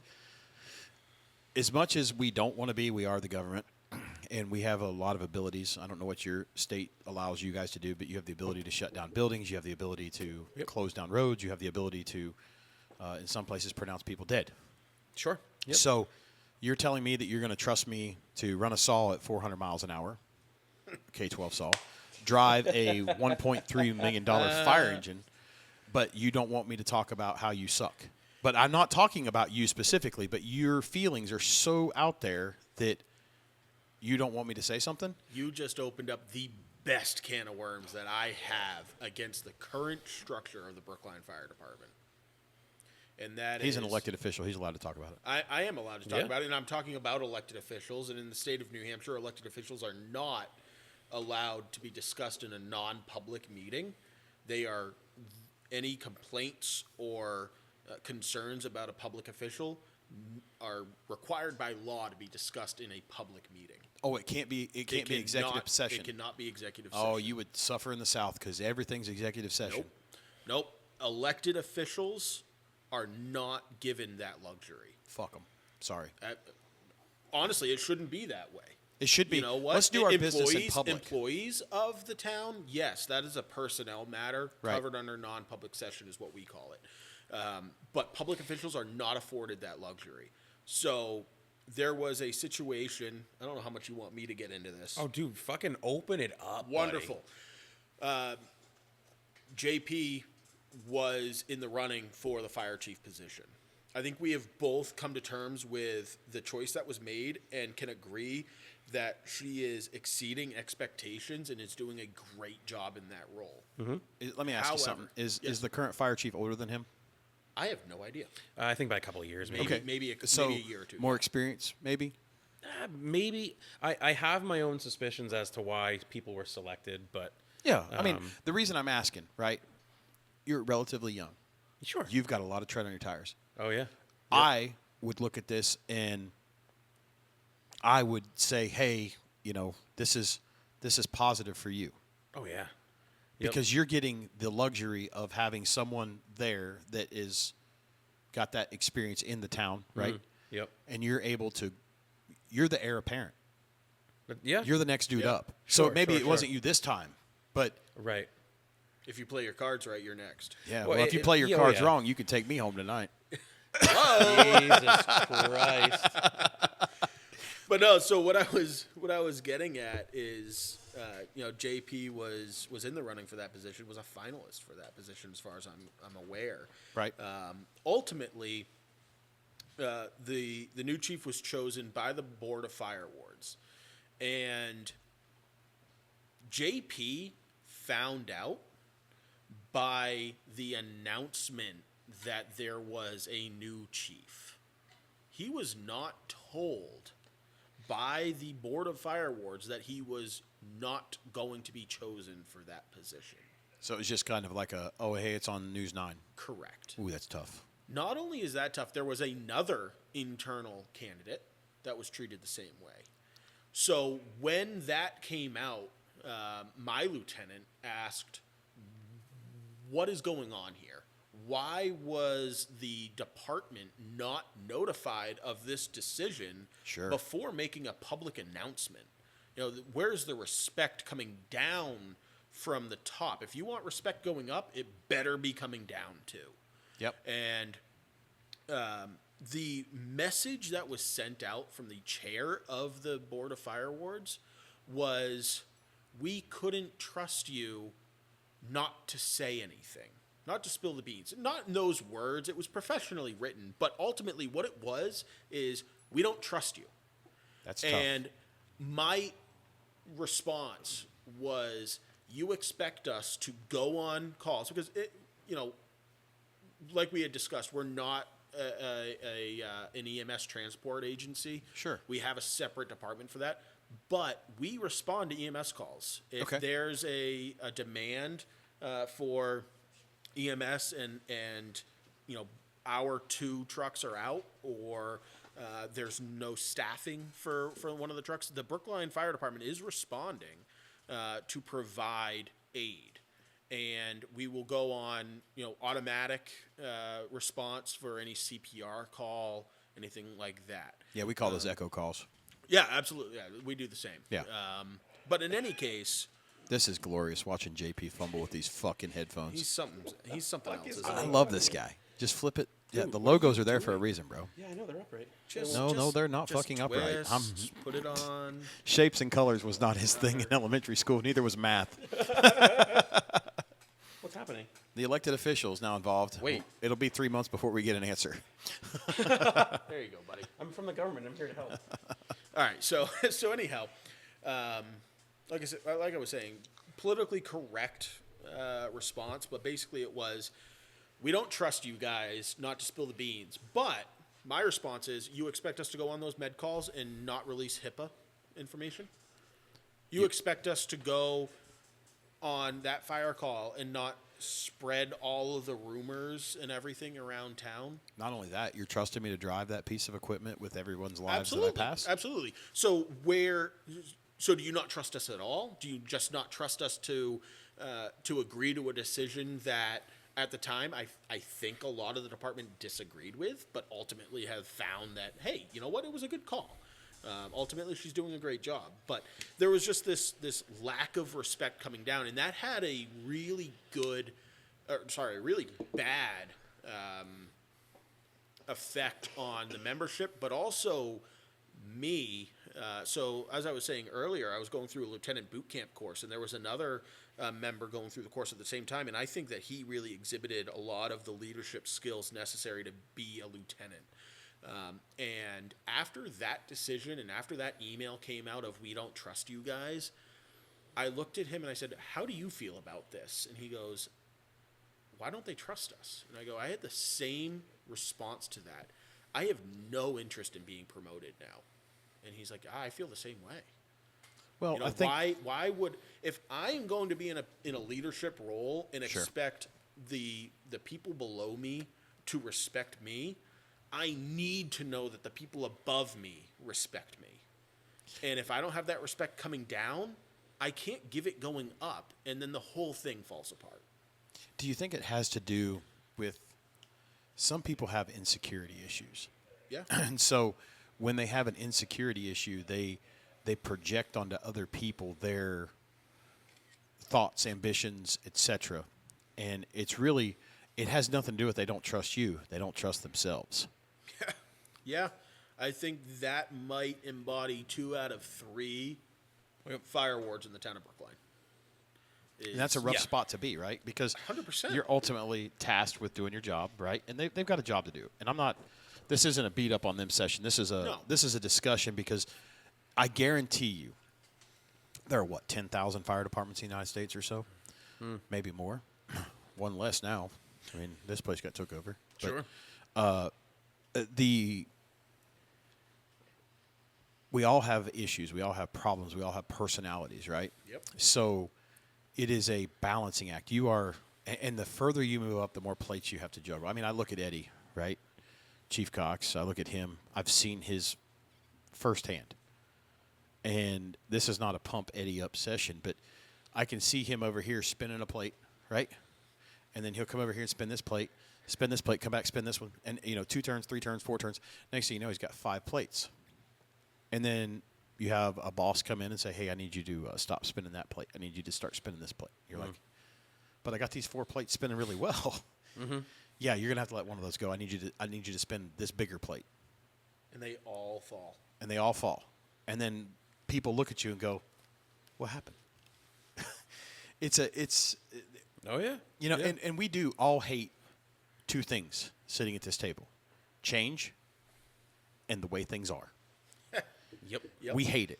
Yep. And when you talk about, JP, when you talk about inspiring other people, Sure. You talk about wanting to have people, when I hear you talk about everything you're doing, it is amazing to see the amount of people. Like when we told you, hey, bring some folks down, we want to do this, and you're like, hell yeah. I'm like, cool, let's do it. Right. Like, no problem. My thing is that where did we get all those people on the same page, pulling on the same direction? How do we unite people? because it seems like in society we're so divided on everything. Yeah, yeah. We're divided on politics. Right. In the firehouse, we're divided on EMS. Sure, yeah.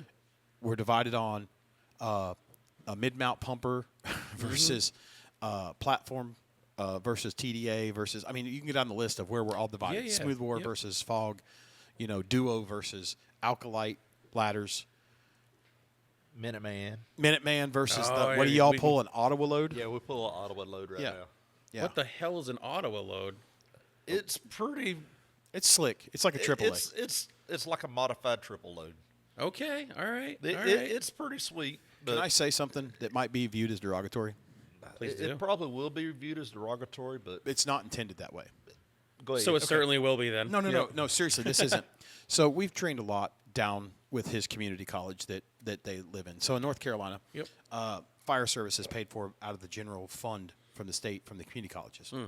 So the municipalities, as long as they have enough people, they don't have to pay for it. Gotcha. So Eddie's had us down to do a lot of classes. We've done a lot of classes for the community college at the college or their expos or whatever. And everything works well. But you'll hear people say, well, we don't do it that way here. But then I heard the story of how some random guy came into town, showed them this hose load. And the next Canada. thing you know, It's the one. it's the one. Yep. And I'm like, and so I asked one of their guys that said, we don't do it this way. I said, explain to me like I'm 6 years old. How? Sure. Yep. How? How do we get here? Show me the math. Yeah. And he couldn't. And I'm like, I think you resist change for resisting's sake. You're almost as Sure. bad as the chief that comes in and says, I don't like this, so Yep, we're gonna resist immediately. Yeah, of course. If we had that, if we could bottle the recipe for that to fix it, Yeah. God, we'd be so much better. I think honestly Not rich, just better. No, and I think it's a matter of strength in numbers, right? It's getting platforms to reach out to get together. It's having kitchen table talks. It's getting on shows. It's making sure that people who were like me years ago that were getting beat down by a chief at the time who told me one day that, or he told our previous DPW director, he's like, I'm going to do whatever I can to make sure that GP never promotes. Did he say that? Dude, flat out guy. So background story on that one was I was putting in for the Navy, so the town that we actually just covered for, Mason. They were hiring their first full-time fire chief. And every so far, well, before I go too far, every missed opportunity that I've had so far as as an applicant for a fire chief's job, I have learned is nothing worse than a bullet, or missed opportunity is a bullet, dodge bullet. So, yes, sir. and I've gained some amazing friends from this. So what we call him Peaches, but he's a Southern Belle from Georgia, and he's got that fucking charm, and he's got your fun phrases, like he's as useless as a wiper on a duck's ass and stuff like that. Right. So, long story short, I was putting in for their fire chief's job, and he, it came known publicly that I was putting in for it, and the chief at the time had told our DPW director, who's a good friend of my, both Eddie and I, he's like, yeah, I'm going to do whatever I can to make sure JP doesn't get that job or never promotes anywhere else. That's terrible. No, well, it boils down to, again, back to, chapter number 1 of what not to do in your career is to divorce your boss's daughter. So I think it was kind of... So you married the fire chief's daughter. Am I understand that right? I was married to her before I became a full-time fire chief, or before I was a full-timer. So... Right. So that he had said that to me. It was when Mike said that to me, I was like, "You got to be kidding me!" And it hurt. I tried to play like it didn't bother me or anything like that. And but it did, and that was a catalyst to get me this platform started. And it's strength in numbers. That's why I push hard on my Sundays to get people to follow the show and stuff like that. And it's just. So it's strength in numbers, brother. It's going to be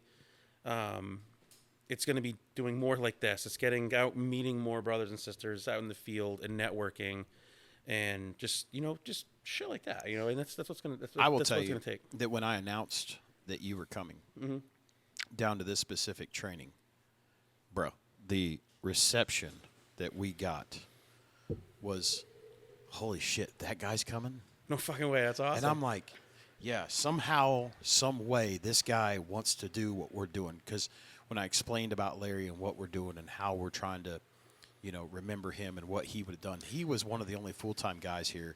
Okay, The yeah. first time we ever came in, they've dubbed us Paris Island. And you heard last month RT talk about, the yellow footprints and us yelling and screaming and making things, as realistic as possible that we can. And people have really received that training. And there are people that you and I have talked about, and I will tell you that imitation is without argument the best form of flattery. It is. Because Yep. you can't be me, so I'm going to go ahead and try to duplicate. Yep. The problem is, and I will say this not arrogantly, there's a secret sauce with the 9 guys that we have. It's almost, you can try to reverse engineer it. You can do that whole thing. Hey, look at this. I've got the 11 herbs and spices from KFC. you may have that, but you don't have the love that makes everything. And I'm getting a phone call from a guy right now that we did a Tunnel to Towers training in New York. He's calling me right now. We're smoking a cigar. What a great individual he was to talk about Clint. Sure. Yep. We still keep in touch. We met in Patch Oak. We did the Tunnel to Towers training. It was awesome. And so when I think about the connections that have been made, that this job has brought me, right? Things that happen in life. Like, we only get one shot. Why aren't we doing better to do better by everybody else? And so you just keep doing you. Yeah, brother. Because Yep. people are going to imitate and they're going to talk. And I am not a big county fire tactics guy. I'm not a big Kurt Isaacson follower. Sure. Yep. But, they have a post not long ago that says, often imitated, talked about by many. Never duplicated. And you can't, and we're talked about, but we're never confronted. People don't have the fortitude to come up to you and say, hey, JP, what you said struck me wrong. Here's Sure. why. Yeah. And it's not like, oh, you hurt my feelings. It's just like, I didn't like what you said, didn't Yeah. like how you said it. And you could say, well, that's not how I intended it. Because Yes. there's the sender, there's the receiver, and then there's the medium. And that's why I hate text messages so much. Like when you're talking to your wife or significant other or random hot girl about baseball tickets, that you lose that medium. You can say something via text message that comes across all sorts of wrong, and the next thing you know, everybody's off to pieces and we're not talking. Yep. If I'm sharing information, boom. Like you saw our email. It's very To the point. Yep. to the point. I don't have time for your bullshit. You know how many follow-ups we got out of that? We sent, 12 people on that email? Yeah. 0 responses other than, I have no questions. Yeah. Yep. If we had more bosses like that, instead of just shaking things up for shaking things up, I think we would be better off. Well, I mean, look at how literally how our friendship started. It started with you, if I remember right, you made a comment on something and we started a dialogue. We did. Right there on a live. It's got nothing to do with, because I do say things, yes, that are controversial, but it's having those conversations with people. That's how I've got a lot of the guests on the show, is they will, even the haters, they want to hate on my physique. That's perfectly fine. Let's take the low hanging fruit. Clearly, I know what part of the ecosystem you live in. Some of us like your physique. My physique is lovely. It is. I'll call it out, and I have no problem doing a video call out on it either, because they're never going to respond back. They don't engage, but when you engage with this, so that's what's made it really fun. But it is what about, what did I say that really, kind of set you sideways? 'Cause that's not my intent. And, we'll get on the one of my most controversial ones was about an age restriction in the fire service.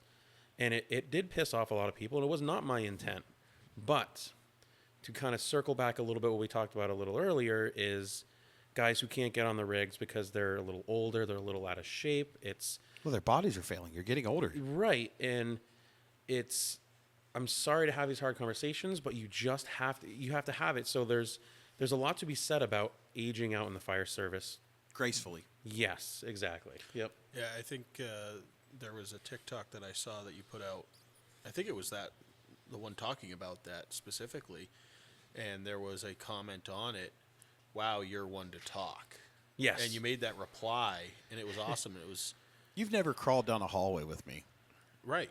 You've never forced a door with me. You've never thrown a ladder. You've never searched a room. And you're going to take a clip, Right. a sound bite in time, and say that I'm not worthy. Right. That's what you're trying. You're trying to minimize me because of your own insecurity. You're seeing one thing, and you're latching onto that and saying, "Oh, everything he's saying can't be true because look at him." That's what a bottom feeder does. Yeah. Oh, you brought it up. There it is. That's what a I bottom will feeder say, does. I will say, when I first got on Brookline Fire Department, I quickly learned there were people that you go into a building with, and there are people that you don't. But what do you do if those people are in positions of power and give you an order? That's a problem. That's rough. That's a problem. It's a bomb diggity. Luckily, I will say that the ones that you don't go into a building with probably aren't going into the building themselves, and that's why you don't go into a building with them because That's they're fair. too scared. Oh, they avoid putting a pack on like an STD. Yeah. You know what cracks me up? We talked about this with RT. They show up to the call and they say, "Hey, what's up with this air pack? You got new air packs 6 months ago. They've never put it on, didn't come to the in-service. How do I use this thing?" What the fuck are you talking about? We got shit to do. I ain't got time to hold a tutorial. That is. You that better is- Google that shit. That is with every industry. You get the people that just don't pay attention. It's That- free. Yeah. It's free. It's so free. No, it's interesting. Well, boys, I got to be honest with you. We've been at this almost 2 hours. Fuck yeah, we have. This is great. It doesn't feel like it. No, it doesn't. It feels just like we're having old timers day or homecoming day. We're going to start to close this thing down because we don't want anybody to be riding down the highway, doze off while they're in the passenger seat, wake up and go, is this still the same one? We don't want that to happen, Eddie. Oof, that hurt. That hurt. That dug deep. Do you got anything that we haven't talked about that maybe you want to talk about? Anything that, I mean, this is our chance. We can go another hour. It doesn't matter. It was something that came up earlier. I was trying to think of things that we haven't really touched on, and that is leader versus boss. Talk to me. It's something that everyone talks about because everyone has seen it. A boss is just someone that directs you on what to do. A leader is someone that shows you what to do. And we were down back earlier, and we're talking to a couple of the people from around here, and one of them was talking about a chief that they It's bad. had. It's bad. No, this one was a good one. Oh, okay. Of a chief that they had that was putting the helmet on, doesn't care that it's white. He's going into that building. He's, leading his men in and showing what needs to be done. Not to take the work away from someone else, but to be there in the building, on the call with the guys, not at the command post just yelling orders at people, but being a true leader. And it reminded me of a situation with our previous chief. I think it might have even been before I was on the fire department. And I looked, I pulled in, our fire station is right next door to our town hall. So I'm there all the time. And I looked over one day and I saw JP washing the command car, which is also the chief's take-home vehicle. You talking about Jean-Paul? Jean-Paul Royer, I know him. as the Canadians say. That guy's got some things to say. Do you know him? Unfortunately. So I look passionate. over at him one day, and he's washing the chief's vehicle. And I said, JP, he can't come out and wash his own car? No, this is one of my chores. Like, you wash every truck in this house. Yeah. And the chief can't come out and wash his own car? You're the one mowing the grass. And the chief can't come out and wash his own car? Like, where is the leadership there? And our previous chief, love him as a guy. I understand JB's issue with the daughter and We have everything. connections. But All love that him as a aside. guy. Yeah. All that aside, love him as a guy. Right. He's funny, great to talk to. I did not like him as a chief. There was a situation, one of my first calls was a brush fire in town. You guys actually have those, huh? We do. They're not forest fires, even though we call the truck a forestry. Okay. It's a brush fire. It never gets up. I into guess the we're going to canyon. have to go to New Hampshire, boys. You got to Damn come right see you are. it. You got to Yep. come see We're it. gonna have to go to New Hampshire. We're gonna have to live free or die. Absolutely. Yeah, I love it. It's actually one of the Everyone's got states it. I've never been to. You have to. It's beautiful. Yeah, we're have to home. come in the summer when it's home. nice. In the winter, it's beautiful too. Yeah, I'm not much on the cold anymore. All right, I was born and raised here, bud. Snow, all that. No, listen. North Carolina, they talk about snow. We shut down the grocery stores. Everybody's I've getting heard. eggs, you're getting eggs, cinnamon, bread, and milk. Everybody's fuck are having you French doing with toast. cinnamon? French toast. Yeah. French toast. Everybody's having it. How'd you not know where he was going with that? I had no idea where he was going. I mean, with that. we worked. Big John and I don't mean to sidetrack you. Big John and I worked. It was February 2013, 14-ish, maybe. You're going 13. back pretty far. Yeah, there. we're going to go back in the Wayback Machine, but they had the snowpocalypse. We got ice and snow, and it all came within a matter of hours. Cars were literally. wait a second. It was. Yeah. That's the meme. No, I drove through that. Yeah. No, our people literally just parked their cars in the middle of the It was freeway. ridiculous. We were coming up I-95 from a vacation in Florida, and it was. You would think that everyone saw the van with New Hampshire plates and think maybe I should follow what this guy's doing. No, they were going left and right, passing us at 80 in a snow-filled You road. bet. They're dumb. Idiots down there. I hate to break it to I you. love the but- work. No, you're not. I love the work. I love the work. I interrupted you. I'm sorry. No, you're good. No, getting back to leadership versus boss. We had a game plan. I was a fresh rookie at the time. I had a game plan in the back of the truck. There were two firefighters with me that had a little bit more experience than I. One had gone through the Explorers program. One I don't think did, but had gone through the academy at that point. They were both certified. They knew what they were doing for the most part. And I had a game plan. Hey, I'm gonna be stuck to your hip. Sure. I'm gonna do what you tell me to do. We get off the truck, chaos. I love it. It was all of a sudden, she's running this way, he's running that way, and I'm stuck in the middle saying, I don't know what to do. So I run to the back of the truck. The chief's yelling at me, get that line, pull it, and put out the fire. What do And I do with my hands? That's literally what I was doing. I'm like, this is one of my first calls. This is my first time seeing fire on the fire department. What do? I have no idea. We don't have any sort of initial fire training activity. Nothing's required before by you're the state? thrown.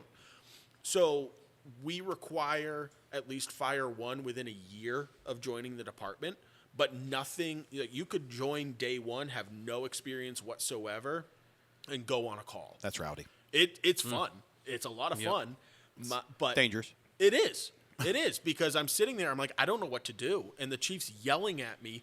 Right. Pull that line, get it on the fire. And luckily, being a townie, I know him. I grew up knowing him. I'm like, Chief, I have no idea what I'm doing. What do you need from me?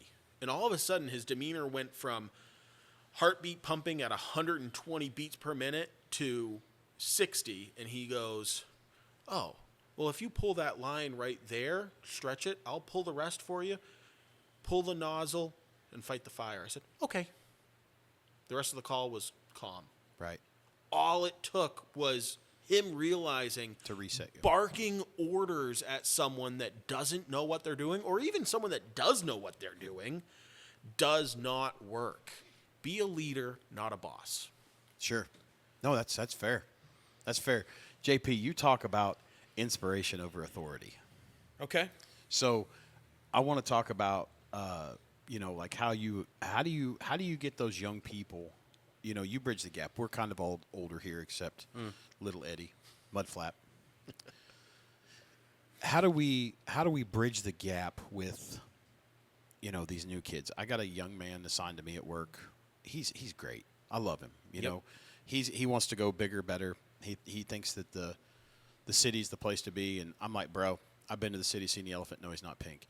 But how are we bridging that gap? How are you specifically? Because I know there's somebody that's going to listen to this that goes, I want to know how to talk to those people. I want to know how to reach them. I think you're doing a phenomenal job with your platforming, and I want to know what are you doing that's ticking to get you there. So for me, it's remembering where I came from. It's trying to figure out what their why is. Why are you in the service? Why do you want to make a part of the fire service? And it's learning their language. Just like with a good marriage, you have to learn your spouse's love language. And we have love languages in the firehouse. And it's a matter of, it could be subtle, supple, handholds. I think I just saw one of those. It was lovely. What'd you do? Close your eyes? That's crazy. Eyes wide shut.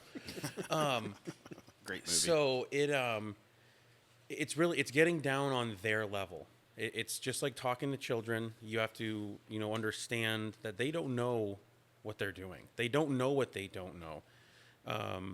It boils down to the same problem that Eddie had with our previous chief is he didn't know that that people just didn't know what they didn't know.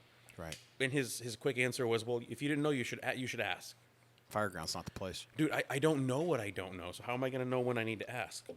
So for me, dude, it's getting to learn what their why is, and that's what my platform. It's getting to their language. We talk through what people understand, and truthfully, for me, what keeps me going is the youth and exuberance that the young members in the fire service, or even new members in the fire service, for that matter, they're so fresh and impressionable, and it's harnessing how full of piss and vinegar that they are, and turning it into reinvigorating myself. But it really does boil down to the why. Why are we here? Our mission. We are here for people. And I end my presentations that I give with 2 simple words. And it's 2 simple words that if people remember this, it will carry them through their career with complete success. And it'll keep them grounded. It'll keep them from becoming a bottom feeder. And we are there for them. Them being our brothers and sisters. Them being the citizens that need our help, the passerbys, the visitors, and anybody else, but our mission is for them. Amen. I was always raised under the impression of the men, the mission, and me. Mm-hmm. And yep. I'm last. And I've always 100%. tried to embody that, right? Take care of the guys, whether it's taking care of food, picking up some extra chores because the guy's having trouble at home, girlfriend, wife problems, whatever. The hardest thing that we forget, this is the hardest thing I think we do. We eat our own. 100% we do. Yep. And it's hard to remember to be kind because everybody's fighting a battle, right? I've personally battled some health issues that have really opened my eyes to things, and I'm thankful to be sitting here and have it remedied. Right. Yep. And it's scary to, it's scary to be on the other side because when you give me a house on fire, a building on fire, car mangled up, I'm calm. I'm just like we're talking right here. I'm not wound up.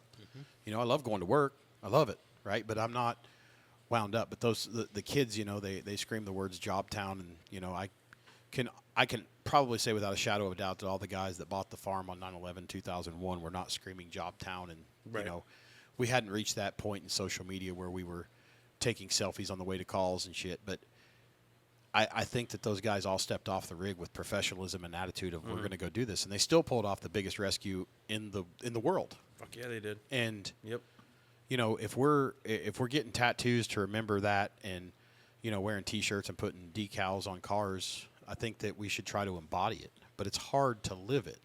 Everybody wants to talk about it. It's kind of like porn. You know it when you see it. And there are people that you're just like, I'd fucking fight fire with that guy. Right. I think a summation is humility does wonders. Yeah. If you are a humble guy, you go to work, you get the job done, but you're not doing it for you, like you were saying, you're last. Yeah. It's a selfless job. Right. You get a lot of thanks, but no one's jumping in to do it with you. It's it's a selfless job. You're doing it for them, right? Not me. Exactly. And if you do it for them, not me, you're gonna go places. If you're doing it for me, getting back to what I was saying earlier, getting back to what JP was saying, if you're doing it to be a hero, you're not gonna end out well. Go somewhere else. Go somewhere else. Find something else to do. Go be a lineman. Yeah. Go be a lineman. Those guys do. I got some cousins that are linemen, and it's ridiculous. I wouldn't want to do that. My uncle passed in August, and I went to the middle of nowhere, Arkansas, And my uncle, I didn't realize how he was always a bigger figure in life, big, large man. And his funeral was very well attended. And my little cousin looks at me and says, I don't know how you do what you do. I said, what do you mean, man? I can't wait to get back to the rig, right? Because I had to burn days to go. And he goes, I tried to be a volunteer, and my first fire was somebody died. I was like, I said, I said, I'll be honest with you. I folderize things very well, right? Like it's not.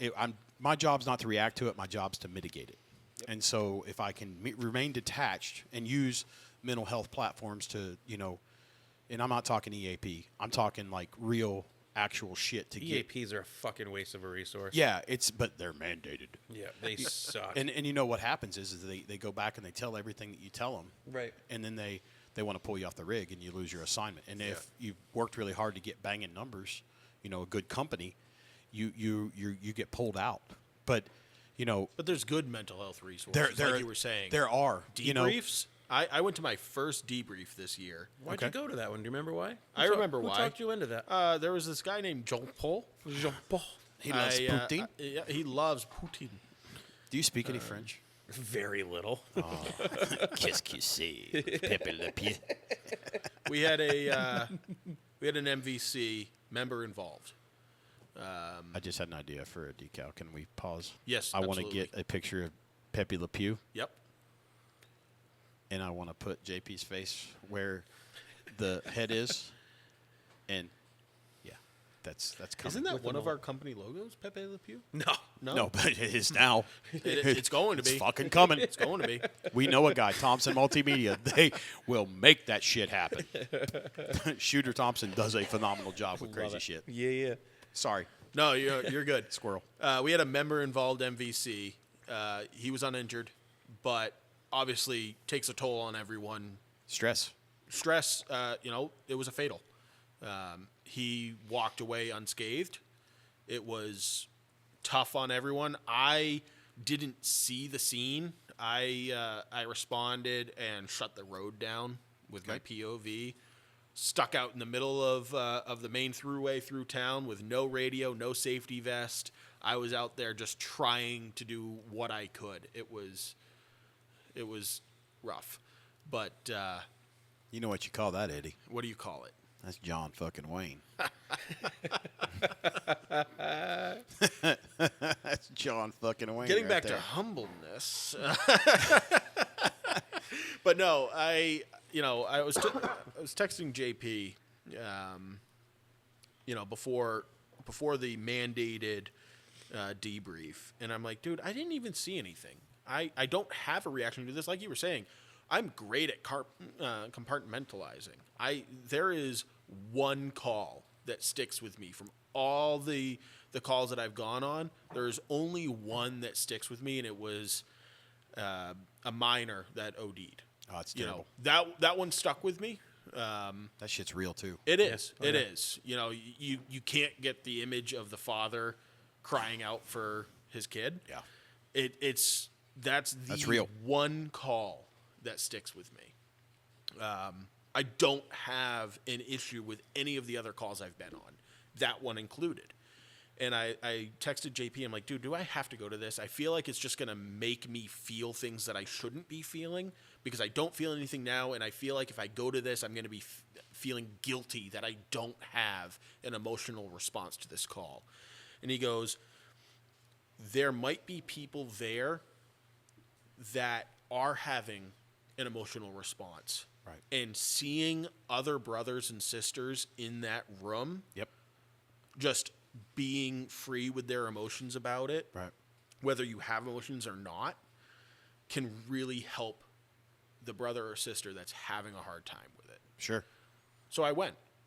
And I'll be completely honest with you, I wasn't feeling anything, and I left not really feeling anything, but I felt good, if that makes any sense. I didn't have an emotional response to the call You were then. supportive. Right. I didn't have an emotional response then. I didn't have an emotional response after, but I felt like I was there for the people that did have an emotional response to it.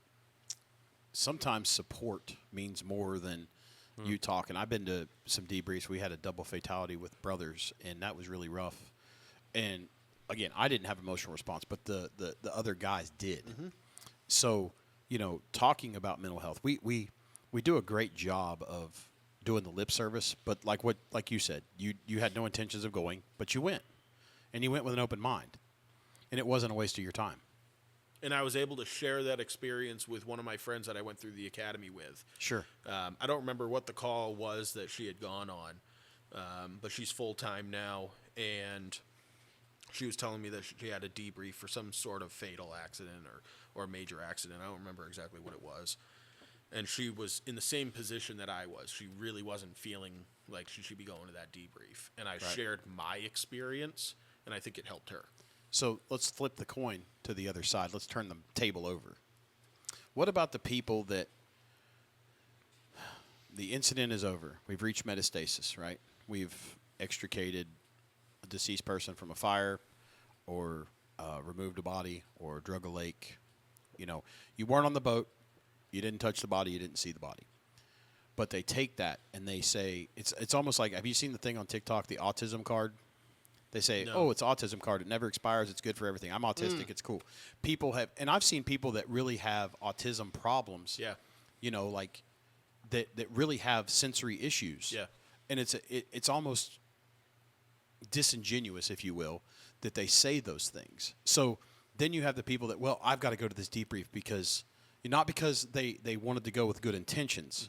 They went because they wanted to say, look what I did, and I'm having an issue, and they use it as a crutch. Have you seen that? I haven't. I'm glad I haven't. It is that rough. Would piss me off. It is tough because when you know somebody's struggling and you don't want to. We all have those calls that stick with us. Being on the select board, I talk to all sorts of you're flipping me off, man. What can I say? Not you. Oh, okay. No, talking to the chef. There he The is. chef's behind us. I thought you were making a Not that- visceral response to not an that- elected official here. No, He was sir. giving you- no, that was your IQ. No, that Mississippi mudflap, son. PH. There was one point I think it was we had a shooting in town a few years ago. It's a big deal for us. That was a huge deal for That's a us big because deal. we never have anything like that in our town. We don't even have a fucking traffic light. Right. And we had, it ended up being an individual that, I think the story was his ex was. It was a love triangle. Yeah, it was a love triangle type situation. And he decided that the best way to resolve it was to go after this, other man in a vehicle with a gun. Major call for us. Of course, everyone responds. Where was I going with this? Fuck if I know. You started the story, dude. Oh, shit. Grandma would have said you're going to tell us a lie if you can't remember, but then No, it probably is at that It point. could I'm be sorry. the strain of the hair. Maybe you were we talking. need to You cut were it talking off. about the shooting and the debrief. The debrief and the shooting and I don't know. I lost my train of thought there. That's okay. I feel really bad now. No, don't feel bad. Your hair looks great. There's one good thing about me, and it's my hair. No, and your attitude. I mean, it flows. you very both have well servant through the attitudes. hands. It flows very well through the hands. I'll tell you what, Eddie, you've been kind of quiet over there. How do you feel about all this? You've been kind of hush, kind of mum. It's because he's. I don't know. Can I speak freely? Are you upset that you're bald and you're sitting across from this magnificent mane of so hair? when I These was luscious locks of 17, love. 18, 19, I had the same luscious type hair. That's it. And You're getting a Speedo for you Christmas. Oh boy. Well, I want to see it in front of the tree. Actually, I want to see it out in the front yard in the snow. Yeah, brother. You, sir, have doing it. weird desires. You act like that's an insult. That's the best part. If you know what, if what I say scares you, you should really hear what doesn't come out. I'm a little nervous now. You should be. You Sleep should on your be. back. But as nervous as a salmon and a bear hug, huh? You're sleeping in the same room with us tonight. Yeah. It's going to be Big fun. firehouse living. Yeah.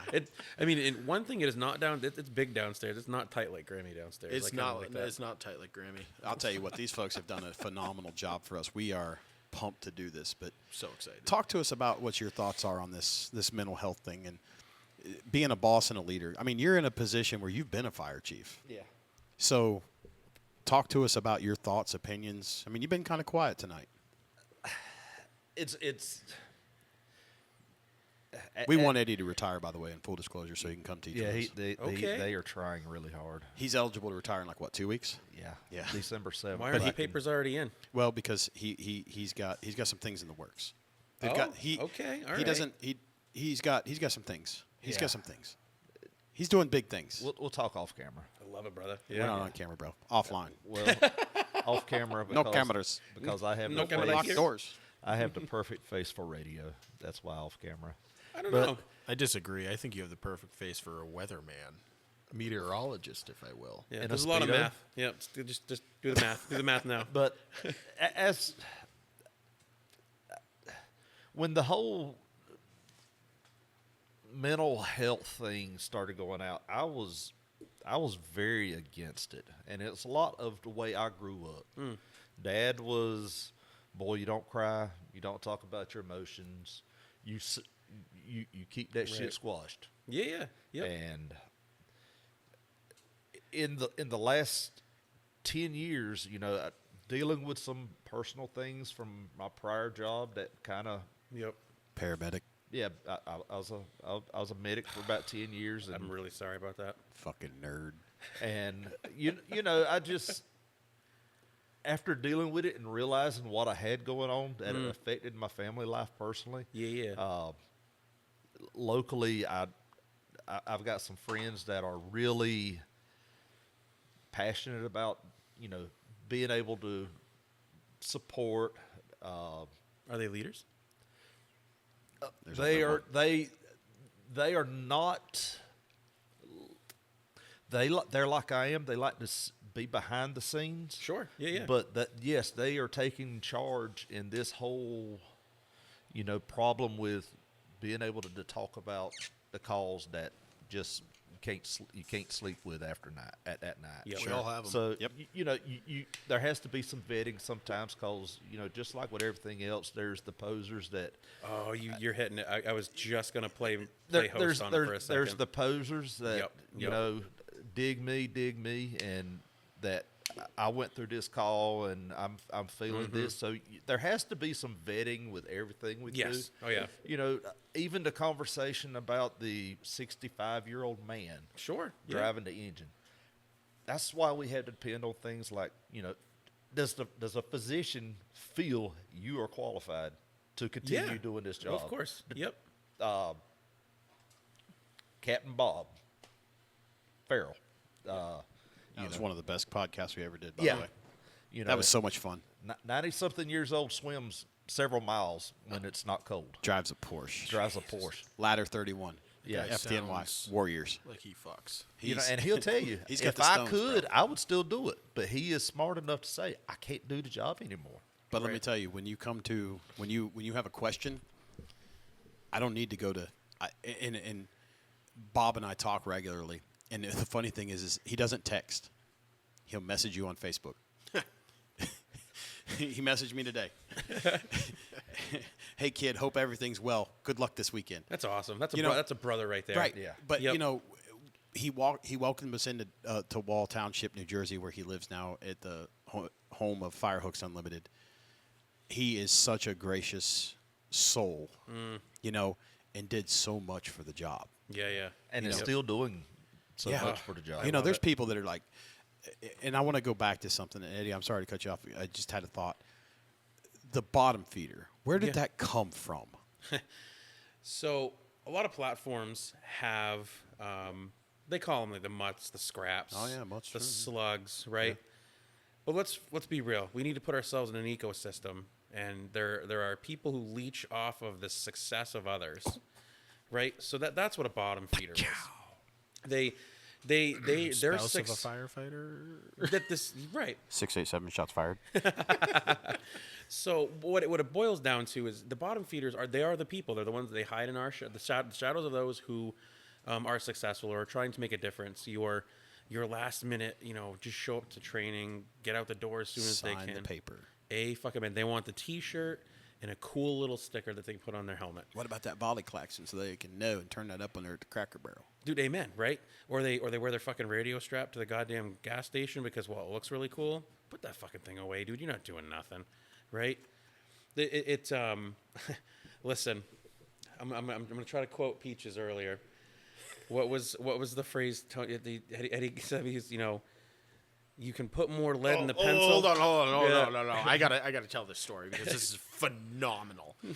There's a gentleman that both Peaches, that Peaches may or may not like, but anyhow, calls himself Fire Protection Engineer, and Peaches goes, Fire Investigator. I'm like, well, he calls himself a Fire Protection Engineer. And Peaches looks at me and goes, well, I can call myself Ron Jeremy. Doesn't add any more lead to the pencil. I fucking lost it. Wow. What a phenomenal quote. So Peaches, he was the one that actually got the Mason Fire Chief job over me. And okay. I mean, him and I have become amazing friends. He has, we're close to getting him on the lives on Sundays.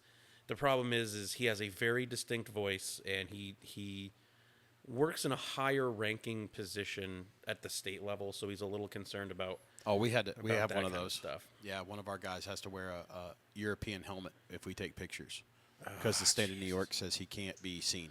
I was wondering what that abomination was doing in your if you trailer if you pull down the visor, it's that logo right there, so you can't see his face. Sucks, brother. That's probably one of the worst things in the fire service right now is we can't.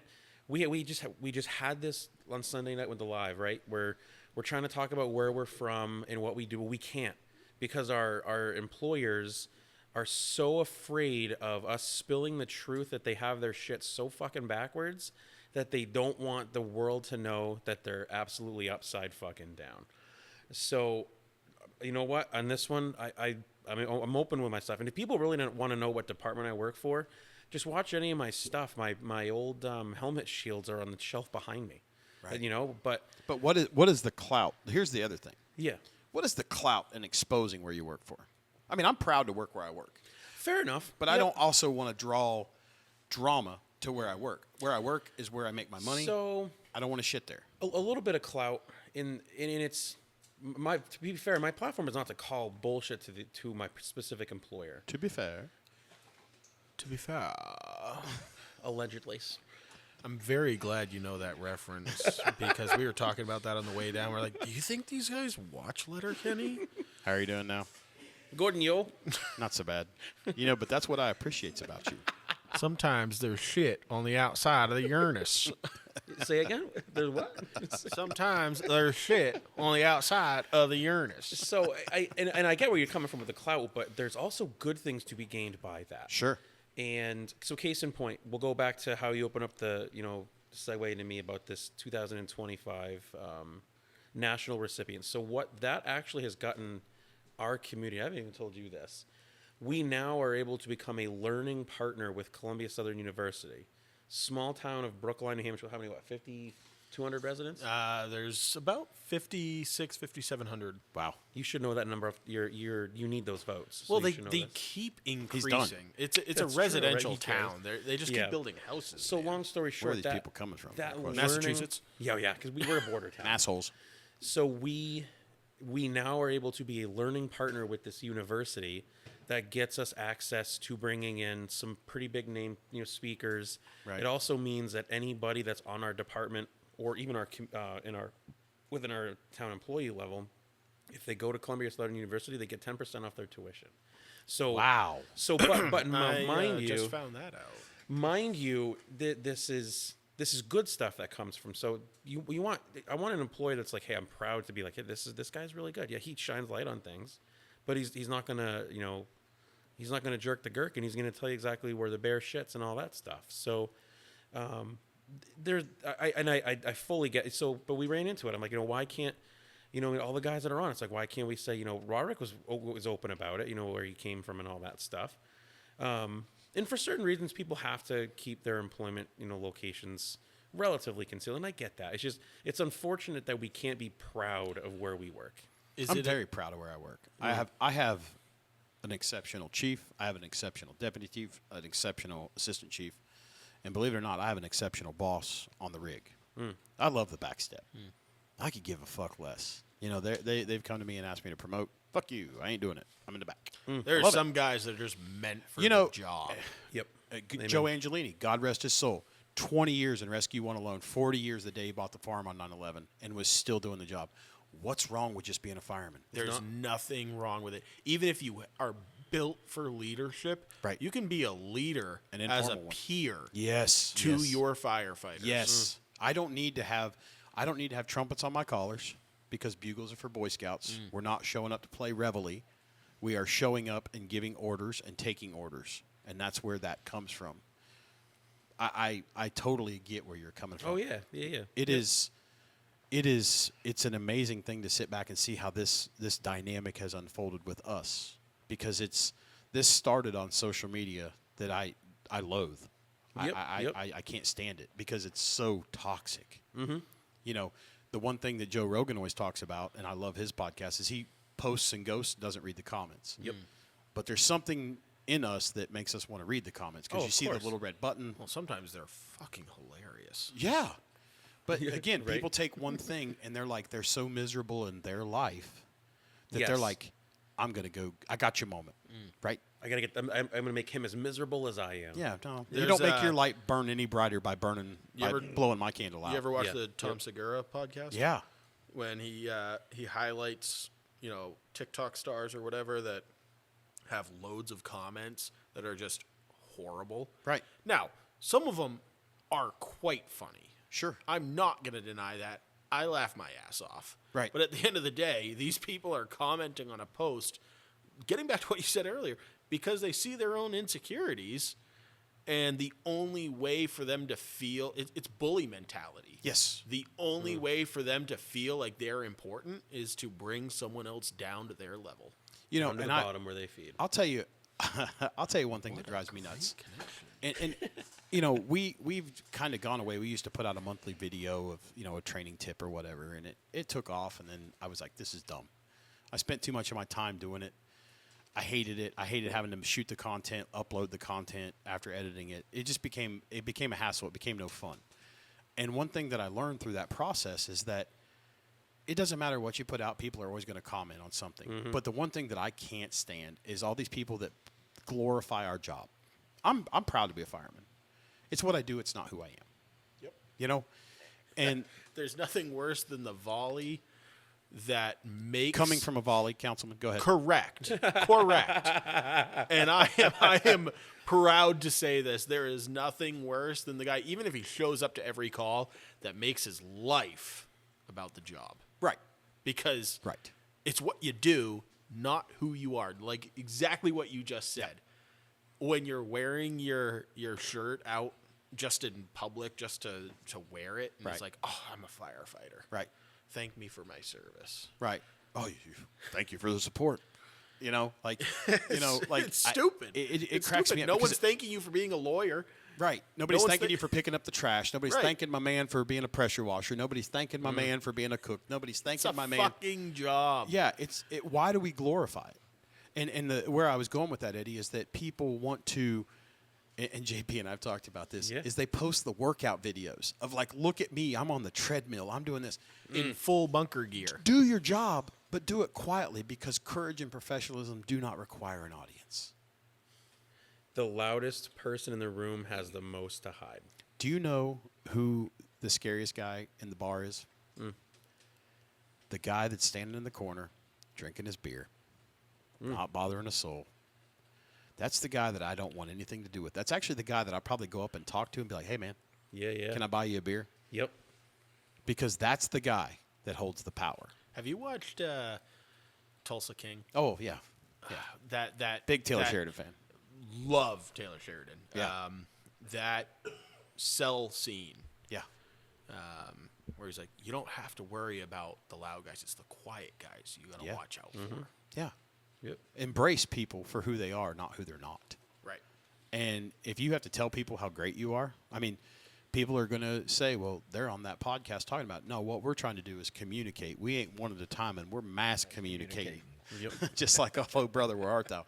But we're trying to bring people from New Hampshire and wherever in New York and all over together to talk about things. And you know what? The funny thing is we all face the same battles. Yep.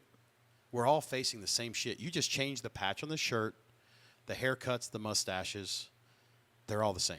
The characters change. The plot line remains the same. So that gets back. I finally remembered what I was going to say That's earlier good. about that shooting call. I'm glad it wasn't 3 a.m. Getting back to, we all have those calls that stick with us. Sure. And you know, the mental health wasn't there back in the day. I hope that people take advantage of it now. The mental health resources. That shooting led to a meeting between the select board and the former police chief that has since retired. And he recalled a call back, it had to have been 30, 40 years prior. And there was an MVC that he responded to. And they see a car seat in the back of the car. And there's no baby. Ooh. And they end up finding the baby, I don't know how far away. Deceased, unfortunately. That's terrible. And when someone is able to recall the specifics of that call 40 years later, Yep. you know that those are the calls that stick with them. Yep. That's the stuff that they carry every day. Absolutely.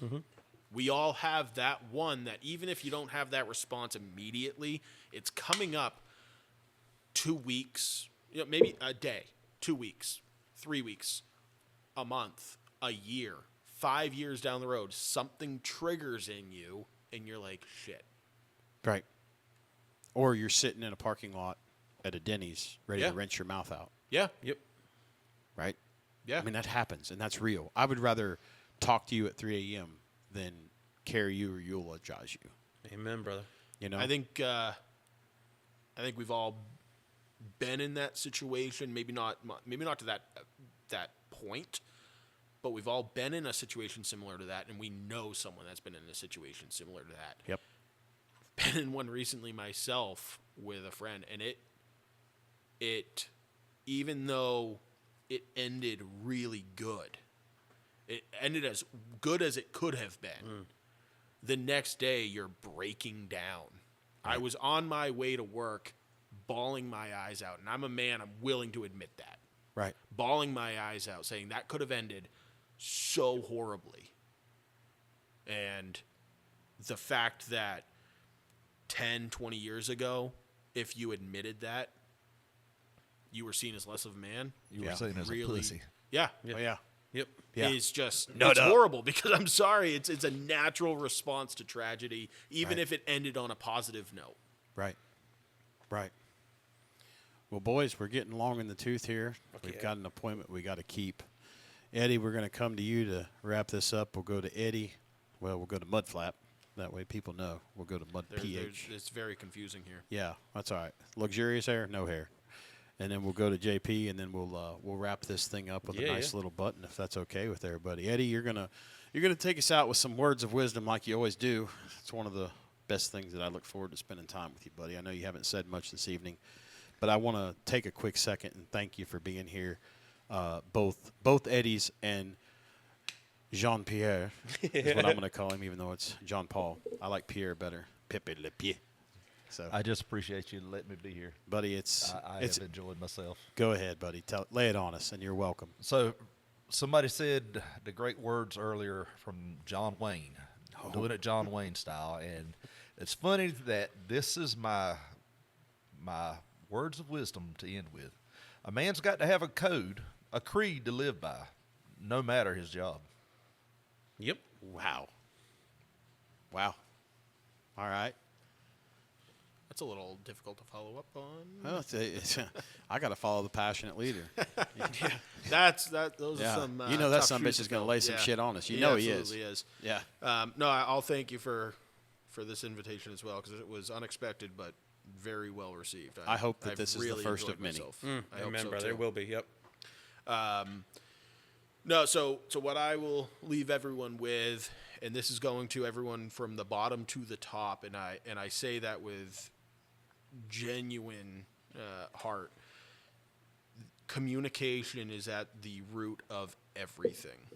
If you can communicate effectively to your peers, to your leaders, to your subordinates, things will go much better than if you allow communication to break down.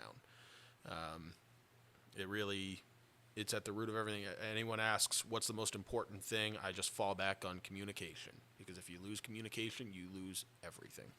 Fair point. Fair point.